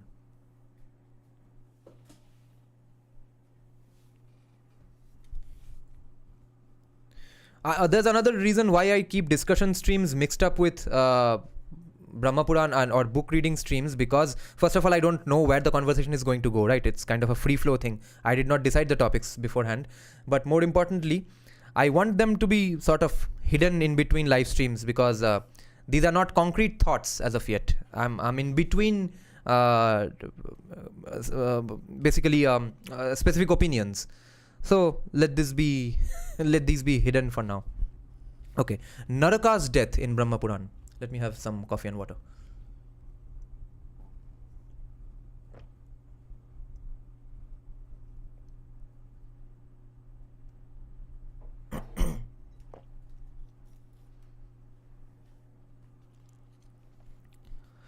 Naraka's death. Vyasa said, O sages, seated on the back of Airavata, Shakra, the lord of the three worlds, came to Dvaravati to meet Shauri. He entered Dwarka and approached Hari. He told him what the Daitya Naraka had done. Indra said, O Madhusudana, O protector, though you are established in the form of a human, you have pacified all the miseries of the gods. To protect the ascetics, you have killed Arishta, Dhenuka, Pralamba, Keshi and all the others. You have conveyed all the others, Kamsa, Kuvalayapida or Kuvalayapida and Putana, the slayer of children, to their destruction. The three worlds have been saved through your chastisement and intelligence. The residents of heaven have obtained their shares offered at sacrifices and have been satisfied. O Janardana, however, there is a reason why I have come to you now. Hearing this, please do whatever is necessary to act and counteract. The earth has a son named Naraka, and he is the lord of Pragjyotishapura. Is that Assam? Pragjyotishapura? The earth is Bhumi, therefore Naraka is known as Bhauma. I see. Pragjyotishapura. O slayer of enemies, he causes suffering to all beings. O Janardana, having slain gods, siddhas, asuras and kings, that asura has imprisoned their daughters in his house. He has seized the umbrella from which water flows from Prachetas. He has taken away Maniparvata, the summit of Mandara. My mother, that is Aditi, had two divine Amrita earrings. Amrita flowed from them. Having taken these away from Aditi, the Asura now desires the elephant Airavata. O Govinda, I have described his wicked conduct to you. You should yourself think about what needs to be done to counter him. Hearing this, Devaki's illustrious son smiled. Arising from his excellent seat, he clasped Vasava by the hand. Having thought about it, he ascended Garuda, who travelled through the sky, making Satyabhama also mount. He went to Pragjyotishpura. While the residents of Dwarka watched, happy in his mind, Shakra mounted the elephant Airavata and went to the abode of the gods. To neutralize enemy soldiers for 100 yojnas on every side, Pragjyotishpura was surrounded by terrible nooses. Nooses, okay? Phasika Phanda. Hurling Sudarshana Chakra, Hari severed those nooses. When Mura arose, Keshava killed him. One footnote is given. Mura is an asura, hence Krishna is Murari. Okay, Mura's enemy. Ari is Ari means enemy. I see. So Murari, Mura ko jisne mara. I see. When Mura arose, Keshava killed him. The fire that emerged from the sharp edges of Hari's chakra burned down over 7,000 sons of Mura, as if they were moths. O Brahmanas, having killed Mura, Hayagriva and Panchajana, the intelligent one, hurried and... Okay, all of them got killed. Having killed Mura, Hayagriva and Panchajana, the intelligent one hurried and attacked Pragjyotishpura. Okay. One footnote is given. Hayagriva and Panchajana do not belong here. Panchajana has already been killed by Krishna and Hayagriva was killed by Vishnu. But it is true that these two have already been killed. Okay. So it's not like they were killed right now. They have been killed, but it's casually mentioned here. There was a great battle there between Naraka and his large army and Krishna. Govinda killed thousands of Daityas. The powerful Bhauma Naraka unleashed showers of Shastras and Astras. The wielder of the Chakra hurled his Chakra and sliced the Daitya into two. When Naraka was killed with the Chakra, the earth took Aditi's earrings and approached. She addressed Jagannatha in these words. The earth said, O protector, when you raised me up in your form as a boar, This son was born to me as a result of that touch with you. You are the one who gave him, and you are the one who has brought him down. Please accept these earrings and protect his offspring. O Lord, O one with the excellent face, O illustrious one, it is for the sake of reducing my burden that you have used your portion to arrive in this world. Please show me your favors. You are the creator, the recreator, okay, referring to the primary creation and the secondary cycles of creation. You are the creator, the recreator, the destroyer, and the undecaying origin. The universe is your form. O Achyuta, how can I praise you? O illustrious one, you are the one who pervades. You are that which is pervaded. You are always the act, the doer, and the task that is performed. You are in the Atman of all beings. All beings originate from your Atman. O Achyuta, how can I praise you? You are Paramatman. You are the Atman. You are the Atman in beings. You are the one without decay. Since there is no way to praise you, why should one even attempt it? O one who is in the Atmans of all creatures, be pleased. Please pardon all the sins committed by Naraka. My son has been brought down. End quote. The illustrious one, the origin of all beings, agreed to what the earth had said. O supreme among sages, he took all the jewels from Naraka's residence. O supreme Brahmanas, in the place where maidens were kept, the infinitely valiant one saw 16,100 maidens. He also saw 6,000 elephants, each with 4 sharp tusks, and 21 million horses from Cambodia. Cambodia is, I guess, Cambodia. Using Naraka's servants, Govinda immediately sent the maidens, the horses, and the elephants to the city of Dwarka. Hari placed Varuna's umbrella and Maniparvata on top of Garuda, the lord of birds. Along with Satyabhama, Krishna himself ascended and went to the abode of the gods to give Aditi's earrings. This is the end of this subchapter. Cambodia, if Cambodia really is Cambodia, it's kind of on the way from Assam, which is Pragjotishpur, I guess. Next subchapter is called Indra's Prayer. Okay, let's check some comments now. Yeah, Bengal will be masculinized again the more Bangla Pakho comes to the limelight. Bengalis must learn to fight back against offenders of Bengal and Bengali culture, that is Hindustani chauvinists. Yeah, and that is why it will fail, because they are absolutely stupid and they have weak arguments and they are equivalent to Nazis. What was the problem with Nazis? See, I'm not saying Nazi just as a criticism, not just as a gali, like communists call everyone Nazi and fascist. I'm calling Bangla Pakho Nazi-like specifically because of their actions and their thought process. Okay, it's an academic observation. It's not a gali. I have other galis for Bangla Pakho, but Nazism was a general socialist mindset कि हमारा भला नहीं हो रहा है, सरकार को कुछ करना चाहिए, गरीब लोगों का क्या होगा. And then, in order to address that, they addressed all their ire and hatred against the people who were successful. And coincidentally, as it so happened in Germany in those times, the people who were successful were Jew and Jewish. In the same way, today, Bengal's economy is in the shithole. Who are the richest people mostly? It's the Marwadis who are running things. Most companies, radio stations, etc., SVF, everything. So, therefore, Bangla Pakho's ire and hatred is against the rich Marwadis, which is exactly what Hitler did. And that is why they are Nazis. Not fascists, not right-wingers, not racist. Specifically, there's a specific term for Bangla Pakho's ideals. It's Nazism.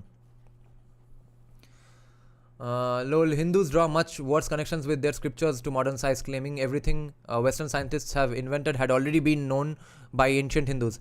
Philosophically in some ways, not the direct results as we understand it today. Ramer Puranam ki chilo, Ram Sarkar, Muhammad Ram, surname I don't know, I'll have to read the unabridged thing. I don't think anyone's surname is discussed there. I've seen a tweet saying that the word pyramid originated from the Tamil word yeah, I've heard that. Kaushalya Putra Ram, Dasharatha Nandan Ram. Yes, it was the surnames are always based on father's name. Yeah. Now Krishna will fight with Indra to take the Parijat tree, Shiuli most likely, and gift it to his wife Satyabhama. I see. And what Hiron is saying here, the previous point, where did it go? Yeah, so Hindustani chauvinists.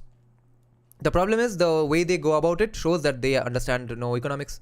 If the public demands, if the popularity is of Hindi songs, then Radio Mirchi has to play Hindi songs. No two ways about it. And the idea of only all the employees in all offices, non-Bengali employees in all offices not understanding Bengali, then also the counter argument can be made. Who asked you to not hire a Bengali in that place, or who asked Bengalis to not take up the job? If people really outwork you in terms of hard work and achievements, and if you hate that, and if your counter argument to their hard work is violence and protests, then that's exactly what Hitler had planned. It's literally word for word Nazism.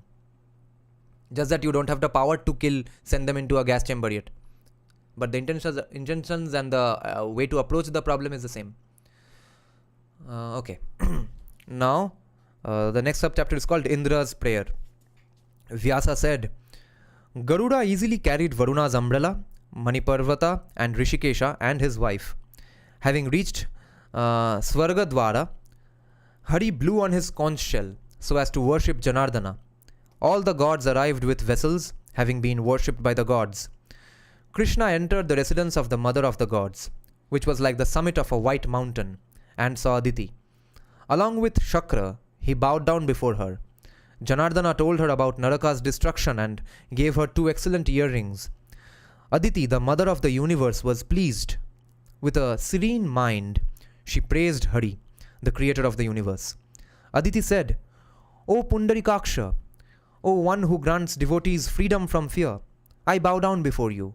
You are the eternal Atman. You are in the Atman of all beings. Your Atman is in everything. You are the creator of beings. Your essence is in prana, the mind, intelligence and the senses. Your Atman is in the gunas. You are beyond the 3 gunas. You are devoid of the opposite pair of sentiments. You are pure and are established in all hearts. You are devoid of conceptions of white, long and every other similar trait. You are not touched by birth and similar things. You are devoid of a state where one dreams. O Achyuta, you are Sandhya, night, day, earth, sky, wind, water, fire, mind, intelligence and the elements. You are the cause behind creation, preservation and destruction. You are the Lord of all doers. Your forms are spoken of as Brahma, Vishnu and Shiva. You are the Lord of everything. Your Maya pervades everything in the universe, mobile and immobile. O Janardana, if one takes what is not the Atman to be the Atman, that is because of your Maya. The sense of I and mine are generated from this. O Protector, in the midst of samsara, this is what your Maya does. O Protector, devoted to their own dharma, men who worship you transcend all this and free themselves from Maya. Brahma and all the other gods, humans and animals are submerged in the great whirlpool of Vishnu's Maya. They are surrounded by the blinding darkness of confusion. They worship you, hoping for their desires to end. O illustrious one, these men are bound by your Maya. For the sake of destroying the enemy, I too worshipped you, desiring a son. Since it was driven by Maya, it was not for the sake of emancipation. This is like asking for a loincloth as covering from a tree that grants all objects of desire. Even for those who have performed good deeds, such transgressions result from their own taints. O one without decay, be pleased. You are the one who confounds the entire universe with your Maya. O origin and Lord of beings, O origin of Jnana, destroy your ignorance. I bow down before the one who has the chakra in his hand. I bow down before the one who has the conch shell in his hand. O one with the mace in your hand. O one with the lotus in your hand. O Vishnu, I bow down before you. I have seen your form, adorned with the gross signs. Gross meaning sukshma, gross is sthula, right? Okay. I have seen your form, adorned with the sthula signs. I do not know your supreme truth, O Supreme Lord. Show me your favors. End quote. Thus praised by Aditi, Vishnu smiled and spoke to the one from whom the gods had resulted. Shri Krishna said, O goddess, you are our mother. Be pleased. Be the one who bestows boons. Aditi replied, Let it be as you wish. Let it be as you wish, O tiger among men. In the world of the mortals, all the gods and asuras will find it impossible to vanquish you. End quote. At that time, along with Shakra's consort, Satyabhama bowed down before Aditi and repeatedly requested her to be pleased. Aditi said, O one with the excellent eyebrows, through my favors, you will not suffer from old age or disfigurement. O one with the unblemished limbs, you will enjoy all the objects of pleasure. End quote. With Aditi's permission, the king of the gods showed a great deal of respect and worshipped Janardana. After this, along with Satyabhama, Krishna saw all the excellent celestial gardens, Nandana and others. Jagannatha Keshava, the slayer of Keshi, saw the Parijata tree. It had bunches of excellent and extremely fragrant blossoms. It was divine and cool, causing delight. It was adorned with tender sprouts.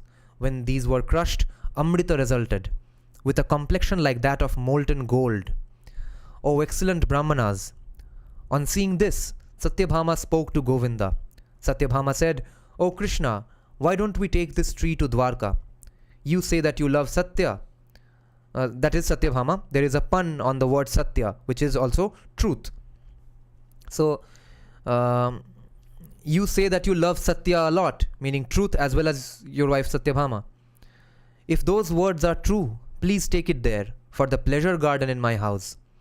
You have said that you do not desire Jambavati or Rukmini as much as you desire me. O Krishna, if the words spoken by you are true, do what will bring me pleasure. O Govinda, if the words uttered by you were true and not deceitful, let this Parijata tree become an ornament in my house. With a bunch of Parijata flowers in my braid of hair, I wish to become radiant and beautiful amidst my co-wives. Hence I desire it. End quote. Thus addressed, Hari laughed and placed the Parijata tree on Garuda. The guards in the grove spoke to him. The guards in the grove said, O Govinda, Shachi is the queen of the king of the gods. You should not take away the Parijata tree. When the ocean was churned for Amrita, it arose and was accepted by the gods, so as to provide ornaments for Shachi. You cannot take it and go and escape unharmed. You want it because of your folly. You can take it and go and expect to remain unharmed. O Krishna, Indra of the gods will certainly disfigure you. O Achyuta, enough of this. Shakra will raise the Vajra in his hand and all the immortals will follow him, leading to a conflict. The learned do not praise a deed that leads to a bitter end. Wow, it's a great line actually. The learned, people who are well educated, do not praise a deed which will lead to a bitter end. End quote. Addressed in such words, Satyabhama became extremely angry. Satyabhama said, Who is Shachi? Who is Shakra, lord of the gods? Who does Parijata belong to? This Parijata tree is the common property of all the worlds. When it arose out of the water in ancient times, why should Vasava have taken it? O guards of the grove, liquor, the moon, and Shri are the common property of all the worlds. These are because these also arose as a result of churning of the ocean. It is the same with this tree, which arose from the water. If Shachi does not let it go, because she is extremely proud of the strength of her husband's arms, quickly go and tell Puloma's daughter my words. Puloma's daughter meaning? Okay, where's the footnote? Yeah. Okay. Aaya nahi hai abhi tak. Proud of her own husband, Satyabhama spoke these words. If you love your husband and if he loves you, prevent my husband from taking this tree away. I know that your husband Shakra is the lord of the gods. Yet, as a mere woman, I will take the Parijata tree away. Thus addressed, the guards went and told Shachi about what had been said. Shachi goaded her husband, meaning told her ki kuch karo, the lord of the gods. O Brahmanas, for the sake of the Parijata tree, Indra, surrounded by all the soldiers of the gods, started to fight with Hari. The gods wielded weapons like clubs, swords, bludgeons and spears. Shakra was there, with the Vajra in his hand. Govinda saw that Shakra was astride the king of elephants and that all the gods had presented themselves for the battle. He blew on his conch shell and filled with the directions with that sound. He shot arrows numbering thousands and tens of thousands. The sky and the directions were covered by hundreds of arrows. On seeing this, the gods released many kinds of shastras and astras. Madhusudana, the lord of the universe, toyed with them. With a single weapon, he sliced each of the weapons released by the gods into 1,000 fragments. The destroyer of Uragas, meaning Garuda, roamed around. He seized the noose of the king of the waters, Varuna, and tore it to bits, as he does the body of a young serpent. Devaki's illustrious son hurled a mace and fragmented the staff hurled by Yama, making it fall down on the ground. Using his chakra, the lord shattered the palanquin of the lord of wealth, Kubera, into bits. Shattered it into bits as small as sesamum seeds. With Shauri's glance, the sun god and the moon god were deprived of their energy. The arrows reduced the fire god to hundreds of pieces. The Vasus were driven away in different directions. The chakra severed the tips of Rudra's trident and made it fall down on the ground. Like bits of cotton from a shalmali tree, arrows shot from the Shanga bow dispatched Sadhyas, Vishwadevas, Maruts and Gandharvas into the air. The bird Garuda used his mouth, wings and claws to mangle the bodies of the gods and minor gods and eat them. Like two clouds showering down rain, Indra of the gods and Madhusudana showered down thousands of arrows on each other. In that place, a battle raged between Airavata and Garuda. Along with all the gods, Shakra fought with Janardana. When all the Shastras and Astras were shattered, Vasava quickly seized his Vajra and Krishna his Sudarshana Chakra. So Krishna seized his Sudarshana Chakra. On seeing that the king of the gods and Janardana had picked up the Vajra and Chakra, great sounds of lamentation arose everywhere in the three worlds among mobile and immobile objects. When Indra hurled the Vajra, the illustrious Hari seized it. Without releasing his Chakra, he said, "Wait! The Vajra belonging to Indra of the gods was lost. His mount was mangled by Garuda. As he proceeded to run away, Satyabhama addressed him in these words. Satyabhama said, O Lord of the three worlds, it is not proper that Shachi's husband should run away in this manner. For your enjoyment, Shachi will present you with a garland of Parijata flowers. What kind of a kingdom of the gods is this? You can no longer see Shachi lovingly approach you with a garland of resplendent Parijata flowers, as used to be the case earlier. O Shakra, enough of trying.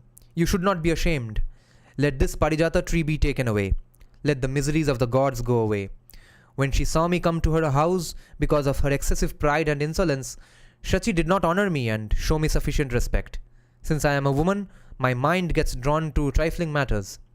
O Shakra, proud of my husband, I picked up a fight with you. Enough of Parijata. Why should one take away what belongs to another? Because of beauty and fame, which woman does not become proud? O Brahmanas. Okay, end quote.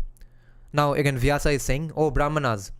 Thus addressed, the king of the gods returned. He said, O angry friend, enough on this unfortunate matter. He is the cause behind the creation, preservation and creation of everything. And I am not ashamed at being defeated by him. The universe is his form. He is without a beginning and everything merges into him.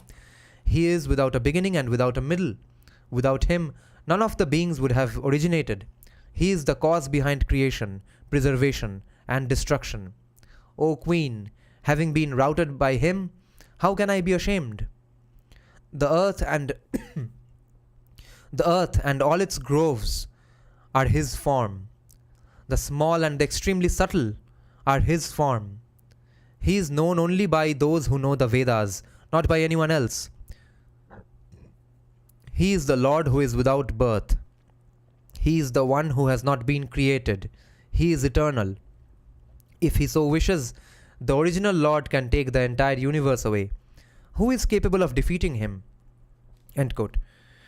And now this is the end of this subchapter. Next subchapter is called 16,100 Maidens. Okay, that we will do next day. But before that, this is interesting that I have seen repeatedly in the second half of this volume 1 of Brahma Purana, Krishna is almost being described as everything that would we use to describe Lord Shiva. So that is interesting. The first half of the Brahma Purana seems to be a very Shaivite script or a Shaivite text, okay? Which is probably because since Brahma Purana was written in these eastern regions mostly, Utkala, Kshetra, etc. But before that, the earliest ancient most Brahma Puran, which is the original Brahma Puran, this is not the original Brahma Puran, okay? All the Purans that we have today are, there's a consensus among all scholars that these Brahma Purans, these Puranas, all of them were written around 1100 AD, 900 AD, 1200 AD, 1300 AD, those times, okay? But some portions of it did of course survive from the ancient most Puranas, right? So my hunch is that the Shaivite portions of the Puranas are probably the ancient ones, and this obsession with Krishna, or equating him, basically saying everything that we would say about Lord Krishna in general is being said about Lord Krishna now, is probably because after this entire eastern Indian region became Vaishnavite, I think after that these portions of the Brahma Purana were written. What do you think? I'll check some comments again, but rest of it we'll do next day, and I'll read some comments and discuss some topics again, and then end the live stream. Okay, where's the page mark? I can't find it. Okay.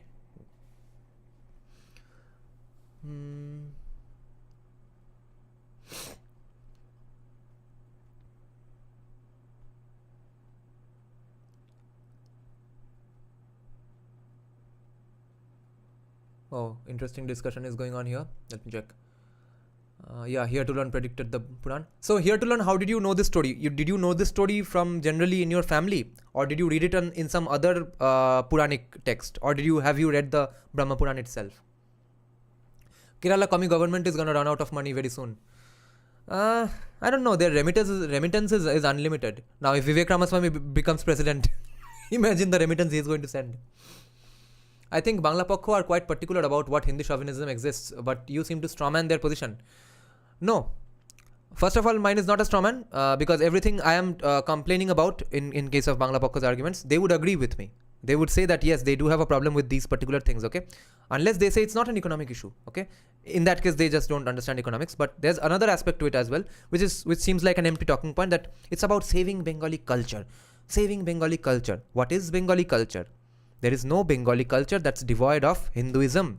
And as I have said, we have discussed with you also, that Hindi chauvinism or Marwari chauvinism, all of them, their culture, their languages are 80 to 90% similar to Bengali culture. The bigger harm is being done by English speaking people and Urdu speaking people, against whom there is absolutely no resistance from Bangla Pakho. And maybe what you have argued is that they have said some things only in recent times. But other than that, what exactly do you mean by Bengali culture? There needs to be a clear explanation of that. What do you understand by Bengali culture? Satyajit Ray, is that really Bengali culture? Just because he made some movies in Bengali? Okay, none of his ideas were Bengali, so to speak. He was a very anglicized person. Okay, then Rabindranath Tagore. Yes, you can be proud of him being Bengali, but he was also a very staunch Hindutva guy. Do you agree with those views? Do you agree with what he has said in the poem Shivaji Utshab? So then again, who or what are you being proud of? Are you proud of Fossils the band, Rupam Islam? Okay. In that case, I would also argue that nothing he's doing is Bengali essentially, but it's being done in Bengali. So you can be proud of him. I am of course a big fan of him. So what exactly do you mean by Bengali culture then? Okay, the local food, etc. Only that's remaining. Even musically, there's nothing called Bengali music. Only specific Bengali thing is some folk compositions, 90% of which are similar to each other. There are about original 2-3 compositions only. Okay. And other than that, everything is Hari Bol, Hari Bol. These are authentic Bengali compositions. Now, if those are not Bengali culture, everything done in Bengali or everything done by Bengali is Bengali culture, then even BJP is Bengali culture. then even accepting Marwaris as people as your employers is Bengali culture, because I am a Bengali and I am saying that I have no problem with it. So you have to make a clear distinction what is Bengali culture, which you are specifically trying to conserve. Because for me it's very clear. Bengali culture is Bengali Hindu culture, which needs to be conserved. And Marwaris are not a threat to that. Whole world belongs to Tamils according to him. Shiva, Kartik, Krishna are Tamils, but Ram is Jewish, yes. Your view on wrestlers' protests, some BJP people also supported them. I think they are funded by Soros gang. BJP, wrestlers' protests, I heard it's about them not being, having their guy as the wrestling federation's head. And I think it kind of makes sense. I think there's a caste angle to this, that they want someone from their caste to become the wrestling federation chief. But other than that, there's another angle to this. They had been having problems with this wrestling federation guy from long before. Even during the Olympics, they had some problems. Vinesh Fogart was suspended even just, I think, right after the Olympics as well, or just before the Olympics. I keep forgetting, but it's an ongoing situation which culminated to all these things in the last few months because the elections are coming up. Why do your offices not run in Bengali but English? What incentive does it leave for someone to learn Bengali in the workplace? Yeah. Surnames hasn't always existed. Full name can be Ramchandra Raghava. Yeah. Because the lingua franca of the world has become English. So office is not the place to address the language issue, but school is. Everyone in Bengal must learn Bangla in school. And I would say everyone in Bengal must also learn Sanskrit in school. I have no problem with Bengali. Bengali is closer to Sanskrit. Lingua franca of the world is not a very factual statement, okay? Most people in the world don't speak English. It has become lingua franca of the capitalist structures of power. तो यहाँ का capitalist structures of power का language है Hindi. So decide, will you bow down before a language, or will you accept a language just because it's a capitalist structure of power, or just because it has become the lingua franca, okay? Anything that is propagated by the capitalist structure of power will become the lingua franca anyway. But you tell me for which reason you are supporting English and not Hindi. Because in India, in Bengal, Hindi is kind of the lingua franca because it's done by people in positions of power in a capitalist system. In the world, English is the common language because it's also propagated by people in positions of power in a capitalist system. So you are going to accept their people in their positions of power and their language, but not people who share your language 80% in your country and in your state, but for the exact opposite reason, which is that you reject them being in positions of power in your state or in your country. That's not a very logically coherent argument. No, the full name is Muhammad Ram. Yeah, see again how accepting we are. That I have no intention of killing you. I feel no deep inclination to kill you. Same argument lies for Hindu because it is the lingua franca among non-South Indian communists in India. Yes. Ram Sarkar. I am descendant of Ram. No, you are not. Mo is Kalki Avatar according to Bhavishya Puran and Upanishad after all. No, Bhavishya Puran is a fake Puran. English is the lingua franca of the world. Japan, China, EU, Israel, Russia, etc. die out of love. Yeah, that's what. I don't disagree, except you add Bengali in your list as well. Hindi never should be the lingua franca in Bengal. See, lingua franca is not decided out of someone's wish, okay? Lingua franca is decided by the people in the positions of power who employ anyone, okay? So go take the position of power. No, English did not become the lingua franca because someone said that, English is really better. Only Raja Ram Mohan Roy said that, okay? No one other than that said that. No one was as stupid as that. English became the language of the first world countries and post-colonial countries because they did these economically significant things as well. Hiran Tharkar, should or not is a different issue, yes. However, Bengalis in Kolkata don't have much of an issue with Hindi. Yes, I have an issue with Hindi because Hindi is absolutely 60%, 50% Urdu. Whatever the Shuddh Hindi that people like Sanjay Dixit speak or people in UP speak, people like Yogi Adityanath speak, I don't have a problem with that. What language would a Russian and a Chinese communicate in? Not Russian or Chinese, but English. Who told you? What were they communicating in before the British came here? Huh? That's the one thing Bangla Pakko people never seem to answer. Okay.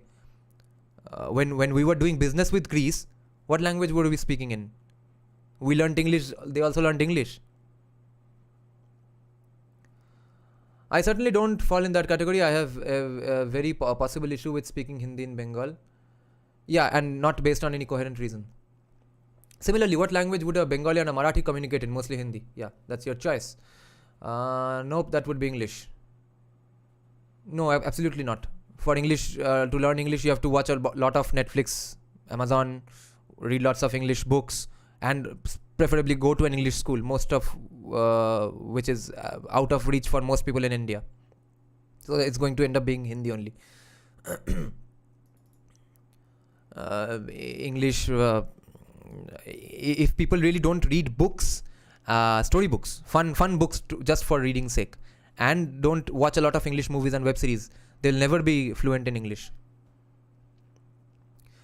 TMC agent. That is in corporate world, but for general conversations, it's Hindi. Yeah. Here comes a blatant false assumption. Fuck TMC. Someone make an anime out of this. And that's unfortunate. I still remember that a Tamilian was telling his Kerala story, pun intended, on Twitter. He said that he was in Kerala and asking truck drivers for directions in English, but they replied in Hindi. Keralites know Hindi. Yeah. 45 plus age people mostly. Why Hindi as an Indian lingua franca is unfortunate, but English as so-called Indian and global lingua franca not. Yeah, exactly. Sanskrit should be national language, not Hindi or English. Yes, but it will take 25 years to do it. If our gods... comment. If our gods are fighting for the flower tree to this level, we can't be surprised by Sampradayas fighting each other and not having consensus. That is what I'm saying. Therefore, give up. I'm saying give up, bro. I'm being pessimistic here. I'm being pessimist here. Give up. Hal chede dao. Give up on Hindu unity. Just have faith on the Indian state and push the Indian state to be as free as possible, as less anti-Hindu as possible.